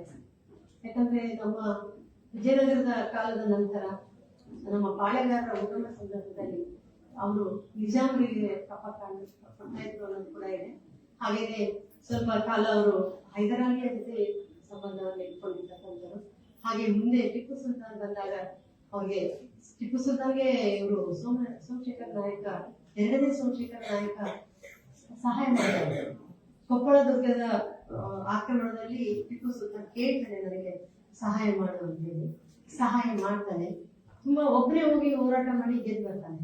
ಅವಾಗ ಟಿಪ್ಪು ಸುಲ್ತಾನ್ಗೆ ಒಂದು ರೀತಿ ಅಸೂಯೆ ಆಗುತ್ತೆ. ನೀನ್ ಒಬ್ಬನೇ ಬಾ, ನಿನಗೆ ಸನ್ಮಾನ ಮಾಡ್ಬೇಕಂತ ಇದ್ದೀನಿ, ಹಗರಿ ಬೊಮ್ಮನೆಯ ಹಗರಿ ಹತ್ರ ಬಾ ಅಂತ ಕರೀತಾನೆ. ಕೆಲವರು ಹೇಳ್ತಾರೆ ಹಗರಿ ಬೊಮ್ಮನೆಯ ಹತ್ರನೇ ಅವನ್ನ ಮೋಸದಿಂದ ಕೊಲೆ ಮಾಡ್ತಾನಂತೆ ಅಂತ. ಇನ್ನ ಕೆಲವರು ಹೇಳ್ತಾರೆ ಅವ್ರನ್ನ ಬಂಧಿಸಿ ಕಂಬಾಲ್ ನಗರ ದುರ್ಗ ಅಂತ ಹೇಳಿ ಅಲ್ಲಿ ಕರ್ಕೊಂಡು ಹೋಗಿರ್ತಾನೆ. ಅಲ್ಲಿಂದ ಮತ್ತೆ ಅವನ್ನ ಶ್ರೀರಂಗಪಟ್ಟಣಕ್ಕೆ ಕರ್ಕೊಂಡು ಹೋಗ್ತಾರೆ. ಅವರು ಅಲ್ಲೇ ತೀರ್ಕೊಳ್ತಾರೆ ಅಂತೇಳಿ ಒಂದು ಕಥೆ ಇರ್ತಕ್ಕಂಥದ್ದು. ಆನಂತರ ಇನ್ನೊಬ್ಬ ಪಾಳೆಗಾರ ಬರ್ತಾನೆ. ಯಾಕಂದ್ರೆ 1799ರಲ್ಲಿ ಟಿಪ್ಪು ಸುಲ್ತಾನ್ ಸತ್ತ ತಕ್ಷಣ ನಮ್ಮಲ್ಲಿರ್ತಕ್ಕಂಥ ಲಾಸ್ಟ್ ಪಾಳೆಗಾರ ಬ್ರಿಟಿಷರಿಂದ ಒಪ್ಪಿಗೆ ಹೋಗ್ಬೇಕಾಗ್ತಾ ಇರ್ತದೆ. ಅವನು ಒಪ್ಪಿಗೆ ಕೇಳ್ತಾನೆ. ಅವರ ಒಪ್ಪಂದಗಳು ಮುಗಿದ್ಬಿಡ್ತಾರೆ.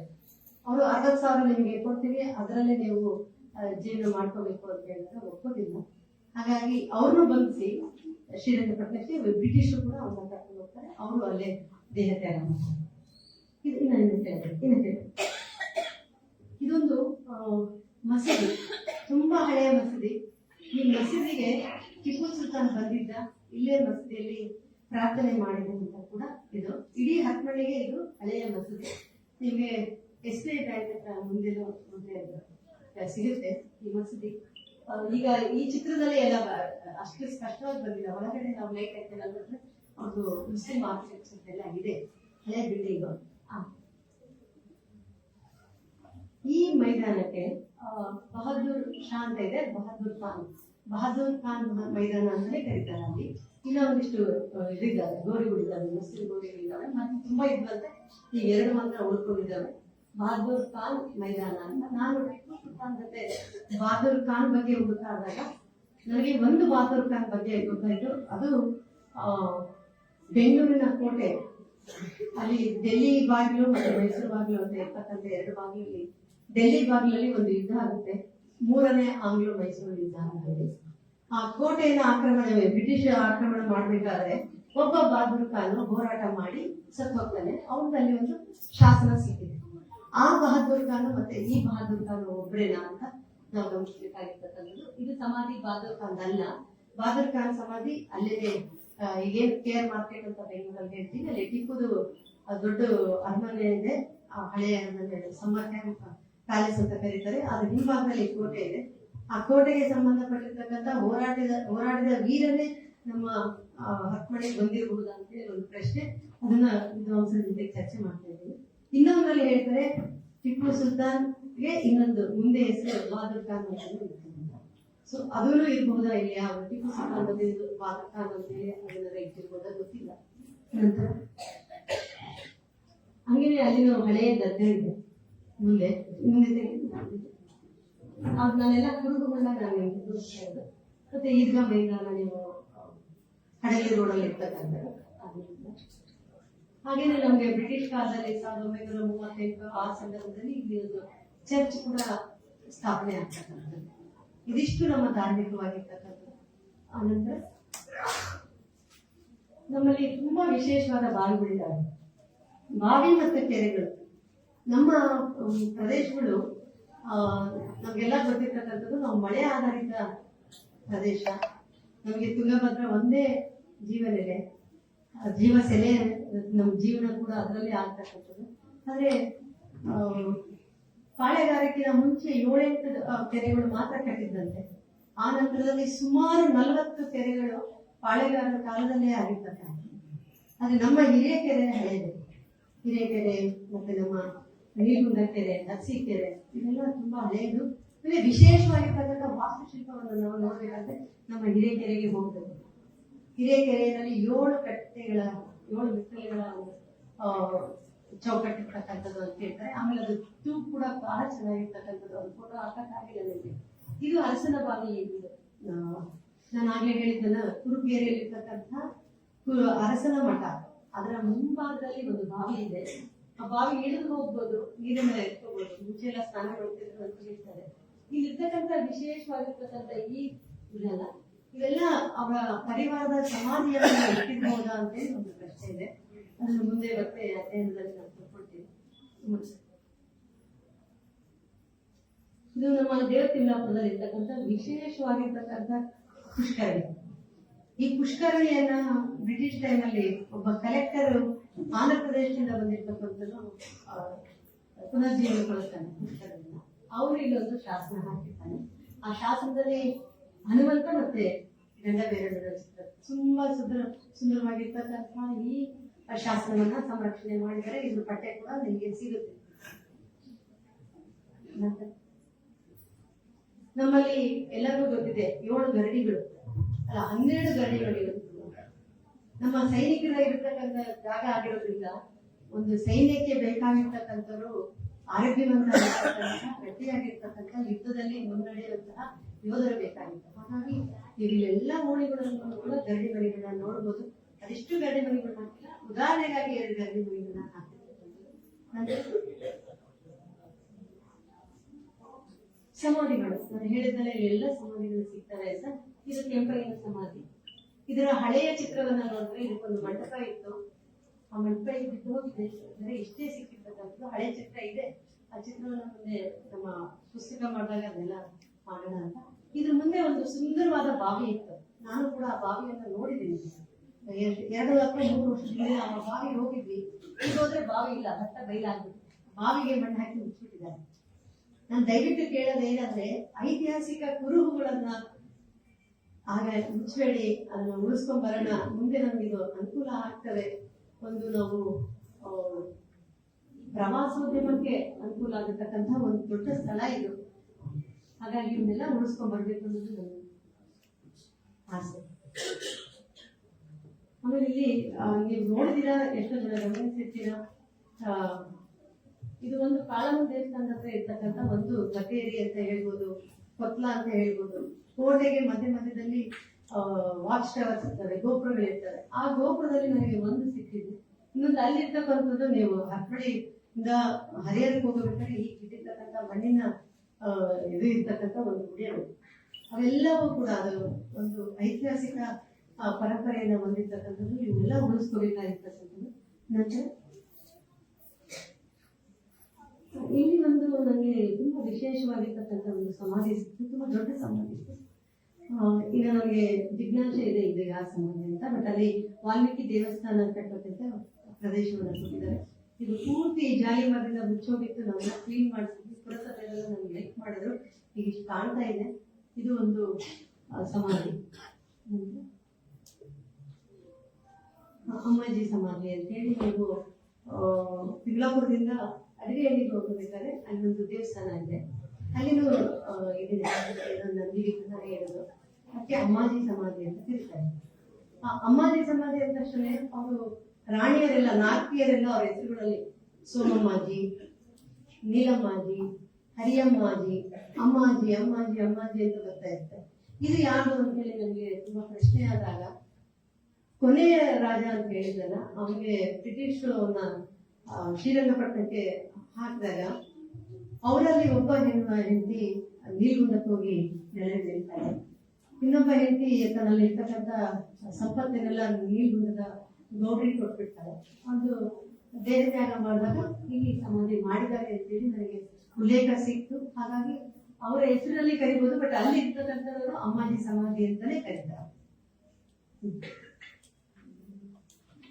ಬರೀ ಮೂರ್ತಿಗಳು ನಿಮ್ಗೆ ಆಗಿಂದ ಹೇಳ್ತಾ ಇದ್ದೆ, ವೀರಗಲ್ಲುಗಳು, ಮಾಸ್ತಿಗಲ್ಲುಗಳು ಇವೆಲ್ಲ ನಿಮ್ಗೆ ದಾರಿನಲ್ಲೇ ಇದಾವೆ. ನೀವು ನೋಡ್ತಾ ಇರ್ತೀರಾ, ಏನೋ ಬಿಡು ಅಂತ ಇರ್ತೀರಾ. ಕೆಲವರು ಅದಕ್ಕೆ ಎಣ್ಣೆ ಹಾಕಿ ಎಲ್ಲ ಮುಚ್ಚಿಬಿಟ್ಟಿರ್ತೀರಾ. ನಾವು ದಿನ ಪೂಜೆ ಮಾಡ್ತೀವಿ ಅಂತ ಎಣ್ಣೆ ಹಾಕಿ ಮುಚ್ಚಿಬಿಡ್ತೀರಾ. ಇದು ವಿಶೇಷವಾಗಿರ್ತಕ್ಕಂಥ ಮಾಸ್ತಿಗಲ್ಲು. ಈ ಮಾಸ್ತಿಗಲ್ಲು ನಮಗೆ ಸಿಕ್ಕಿರ್ತಕ್ಕಂಥದ್ದು ಕೂಲಳ್ಳಿ ಬೈಲಲ್ಲಿ ಇರ್ತಕ್ಕಂಥ ಒಂದು ಮನೆ ಮುಂದೆ. ಹಾಗಾಗಿ ಮೇಬಿ ಅವನು ಸಂಜೀವ ನಾಯಕನ ಜೊತೆಗೆ ಹೇಳ್ತಿದ್ದನ್ನು ಆಗ್ತಿರ್ಬೋದು. ಅದ್ರ ಜೊತೆಗೆ ಒಂದು ಇಲ್ಲಿ ಪುಟಾಣಿ ಮಗು ಇದೆ, ಅದು ಅವ್ರ ಮಗಳು ಇರ್ಬೋದೇನೋ ಅಂತ ನನ್ನ ಅನಿಸಿಕೆ. ಮತ್ತೆ ವಿದ್ವಾಂಸರು ಕೂಡ ಅದನ್ನೇ ಮಾತಾಡ್ತಾ ಇದ್ದೀವಿ. ಅದ್ರ ಜೊತೆಗೆ ಅವ್ರ ಕೈಯಲ್ಲಿರ್ತಕ್ಕಂಥ ಆಯುಧಗಳು ಕೂಡ ವಿಶೇಷವಾಗಿರ್ತಕ್ಕಂಥ ಆಯುಧಗಳು. ಇದೇ ಆಯುಧಗಳೇ ಒಂದು ಅಧ್ಯಾಯ ಆಗ್ಬೋದು, ಆ ತರ ಇದೆ. ಇದು ನಮ್ಗೆ ಕುರುಬಗೆರೆಯಲ್ಲಿ ಆಂಜನೇಯ ದೇವಸ್ಥಾನದಲ್ಲಿ ಇರ್ತಕ್ಕಂಥ ಒಂದು ಬೇವಿನ ಗಿಡದ ಇದು ಕೂಡ ವಿಶೇಷವಾಗಿರ್ತಕ್ಕಂಥ ವೀರಗಳು. ಈ ವೀರ ನನಗನ್ಸ ಮಟ್ಟಿಗೆ ಪಾಳೆಗಾರ ಇರ್ಬೋದು, ಸೈನ್ಯಾನಿ ಆಗಿರ್ಬೋದು, ಮಂಡಲಿಕ ಆಗಿರ್ಬೋದು. ಹೇಗೆ ಅಂತಂದ್ರೆ ಅವನ ತೆರೆ ಮೇಲೆ ಛತ್ರಿ ಇದೆ, ಅವನ ಹಿಂದೆ ಇರ್ತಕ್ಕಂಥವರು ಇದನ್ನ ಇಟ್ಕೊಂಡಿದ್ದಾರೆ, ಲಾಂಛನಗಳನ್ನು ಇಟ್ಕೊಂಡಿದ್ದಾರೆ. ಕುದುರೆ ಮೇಲೆ ಹೋಗ್ತಾ ಇದ್ದಾರೆ, ಮುಂದೆ ಚಿಕ್ಕೋಗಿರೋನು ಕುದುರೆಯನ್ನ ಸಾಗಿಸ್ತಾ ಇರೋದು. ಮುಂದೆ ಇರ್ತಕ್ಕಂಥ ಕೈಯಲ್ಲಿ ಇರ್ತಕ್ಕಂಥದ್ರ ಬಗ್ಗೆ ನಮಗೆ ಒಂದು ಜಿಜ್ಞಾಸೆ ಇದೆ. ಅವ್ನು ಏನ್ ಕೈಯಲ್ಲಿ ಇಟ್ಕೊಂಡಿದ್ದಾನೆ ಅಂತೇಳಿ ಅದನ್ನು ನಮಗೆ ಸ್ಪಷ್ಟ ಆಗಿಲ್ಲ. ನಂತರ ಇದು ನೀವೆಲ್ಲ ನೋಡಿರ್ತೀರ, ಹಳೆ ಬಸ್ ಸ್ಟ್ಯಾಂಡ್, ಹಳೆ ಬಸ್ ಸ್ಟ್ಯಾಂಡ್ ಅಲ್ಲ, ಪೊಲೀಸ್ ಸ್ಟೇಷನ್ ಒಳಗಡೆ ಒಂದು ಮೇಲೆಯಲ್ಲಿ ಮನೆಯಲ್ಲಿ ಹುಡ್ತಕ್ಕಂಥ ಹೆಣ್ಮಕ್ಳಿದ್ದಾನೆ. ಅದ್ರ ಮುಂದೆ ಕುದುರೆ ಇದೆ. ಆ ಕುದುರೆಗೂ ಕೂಡ ಲಾಂಛನೆಲ್ಲ ಇಟ್ಕೊಂಡಿರ್ತಕ್ಕಂಥ ಎಲ್ಲ ಇದ್ದಾರೆ. ಇದು ಏನಿರಬಹುದು ಅಂತ ಎಲ್ಲ ಚರ್ಚೆ ಮಾಡ್ತಾ ಇದ್ದೀವಿ. ಮಹಿಳೆ ಸತಿ ಸಾಗಮನ ಪದ್ಧತಿಗೆ ಅಳವಡಿಸ್ಕೊಂಡಾಗ ತನ್ನನ್ನ ತಾನು ಶೃಂಗಾರ ಮಾಡಿಕೊಂಡು ಒಂಥರ ಮೆರುಗೆಯಲ್ಲಿ ಹೋಗೋ ಥರದಲ್ಲಿ ಈ ಚಿತ್ರ ಇರ್ಬೋದು, ಸತಿಕಲ್ ಇರ್ಬೋದು ಅನ್ನೋದು ನನ್ನ ಒಂದು ಅಭಿಪ್ರಾಯ. ನಂತರ ಇದು BSNL ಹಳೆ ಇವು ವೀರಗಲ್ಲುಗಳು ಮತ್ತೆ ಬೇರೆ ಬೇರೆ ಕಲ್ಲುಗಳು ಇದ್ದಾವೆ. ಇವಿನ್ನ ಅಧ್ಯಯನ ಕೂಡ ಆಗ್ತದೆ. ಬ್ರಿಟಿಷ್ ಕಟ್ಟಡಗಳು ನಾವು ಇದ್ರ ಬಗ್ಗೆ ಎಲ್ಲ ನೋಡಿದ್ವಿ. ಮತ್ತೆ ಬ್ರಿಟಿಷ್ ಆಳ್ವಳಿಕೆ ನಾವೆಲ್ಲ ಇದೆ. ಅವ್ರ ಹೆಸರು 1895 ಸರ್ಕಾರಿ ಪದವಿ ಪೂರ್ವ ಕಾಲೇಜು. ಈ ಸರ್ಕಾರಿ ಪದವಿ ಪೂರ್ವ ಕಾಲೇಜಲ್ಲಿ ಗಾಂಧೀಜಿಯವರು ಒಂದಿನ ಬಂದು ವಾಸ ಆಗಿದ್ರು ಒಂದು ರೂಮಲ್ಲಿ. ಅವ್ರು ಇಲ್ಲಿ ಯಾಕೆ ಬಂದಿದ್ರು ಅಂದ್ರೆ ಹರಿಜನ ಚಳವಳಿಗೋಸ್ಕರ ದುಡ್ಡನ್ನ ಸಂಗ್ರಹ ಮಾಡ್ತಾರೆ. ಅವಾಗ ಹಿಜಾರಿ ಸಿರ್ಸಪ್ಪ ಅವರ ಮನೆತನದವರು ವಸುದೇವಪ್ಪ ಅವರು ಅವ್ರ ಜೊತೆಗೆ ಇರ್ತಕ್ಕಂಥವ್ರು ಇಲ್ಲಿ ಊರವರೆಲ್ಲರೂ ದುಡ್ಡು ಸಂಗ್ರಹ ಮಾಡಿದ್ರು. ಅವರು ಬೆಳ್ಳಿಯ ತಟ್ಟೆಗಳನ್ನ, ಬೆಳ್ಳಿಯ ನಾಣ್ಯಗಳನ್ನ ಅವ್ರಿಗೆ ಕೊಡ್ತಾರೆ ಅಂತೇಳಿ ಉಲ್ಲೇಖ ಬರ್ತಕ್ಕಂಥ. ಅವತ್ತು ಅವರು ಅಲ್ಲಿ ಉಳ್ಕೊಂಡು ದುಡ್ಡನ್ನ ಸಂಗ್ರಹ ಮಾಡಿ ಸ್ವತಂತ್ರ ಹೋರಾಟಕ್ಕಾಗಿ ಅದನ್ನು ಮಾಡ್ಕೊಂಡಾಗ ಅವರು ಬಂದಿದ್ದು 1934. ಇಲ್ಲಿಂದ ಅವರು ಸಂಡೂರು ಹೋಗ್ತಾರೆ. ಹಳೆ ಪೊಲೀಸ್ ಸ್ಟೇಷನ್ ಆಗ್ಲೇ ಹೇಳಿದ್ನಲ್ಲ, ಇವೆಲ್ಲ ಉಳಿಸ್ಕೋಬೇಕಾಗಿದ್ರಲ್ಲ ಅನ್ನೋದಕ್ಕೆ ನಾನು ಇಲ್ಲಿ ಹಾಕಿದ್ದೆ. ತಹಸೀಲ್ದಾರ್ ಕಚೇರಿ, ಮೊದಲ ತಹಸೀಲ್ದಾರ್ ಕಚೇರಿ ಅಂತಿದ್ರು, ಆಮೇಲೆ ಪೊಲೀಸ್ ಸ್ಟೇಷನ್ ಆಯ್ತು. ಈಗ ಎರಡನ್ನೂ ಅಂತ ಬೇರೆ ಕಡೆ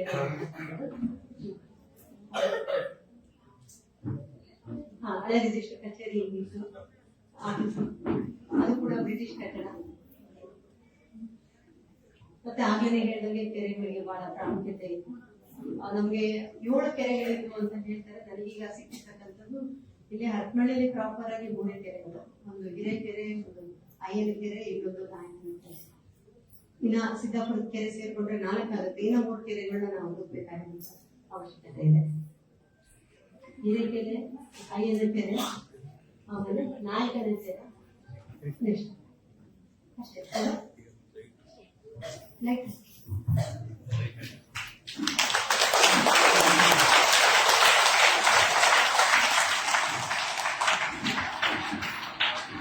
ಇನ್ನೊಂದು ನಮ್ಗೆ ಇಡೀ ಜೀವನವನ್ನ ತಗೊಂಡ ಅದನ್ನ ನಾನು ಸಂಕ್ಷಿಪ್ತವಾಗಿ ಹೇಳ್ಬೇಕಂದ್ರೆ ಸ್ವಾಮಿ 10 ಗಂಟೆ ಕೊಟ್ಟಿದ್ರು. ಬಟ್ ಈಗ ಜಾಸ್ತಿ ಆಯ್ತು ಅಂತ ಅನ್ಸ್ತಾ ಇದೆ. ಟೈಮ್ ನೋಡ್ಕೋಬಾರ್ದಂತಾನೆ ಮೊಬೈಲ್ ತಂದಿಟ್ಕೊಳ್ಳಿ. ಆಮೇಲೆ ನಾನು ಇದನ್ನ ಮಾಡಿದ ಉದ್ದೇಶ ಏನಂದ್ರೆ, ನಾನು ಬಿಟ್ಟೋಗಿರೋ ವಿಷಯಗಳು ನೀವೆಲ್ಲ ಸಣ್ಣವಿದ್ದಾಗ ಅನುಭವಿಸಿದಿರಲ್ಲ, ಅದು ನನಗೆ ಹೇಳಿದ್ರೆ ನನಗೆ ಉಪಯೋಗ ಆಗುತ್ತೆ ಅಂತೇಳಿ ಒಂದು ಉದ್ದೇಶದಿಂದ ನಾನು ಇದನ್ನ ಪ್ರೆಸೆಂಟ್ ಮಾಡಿದೆ.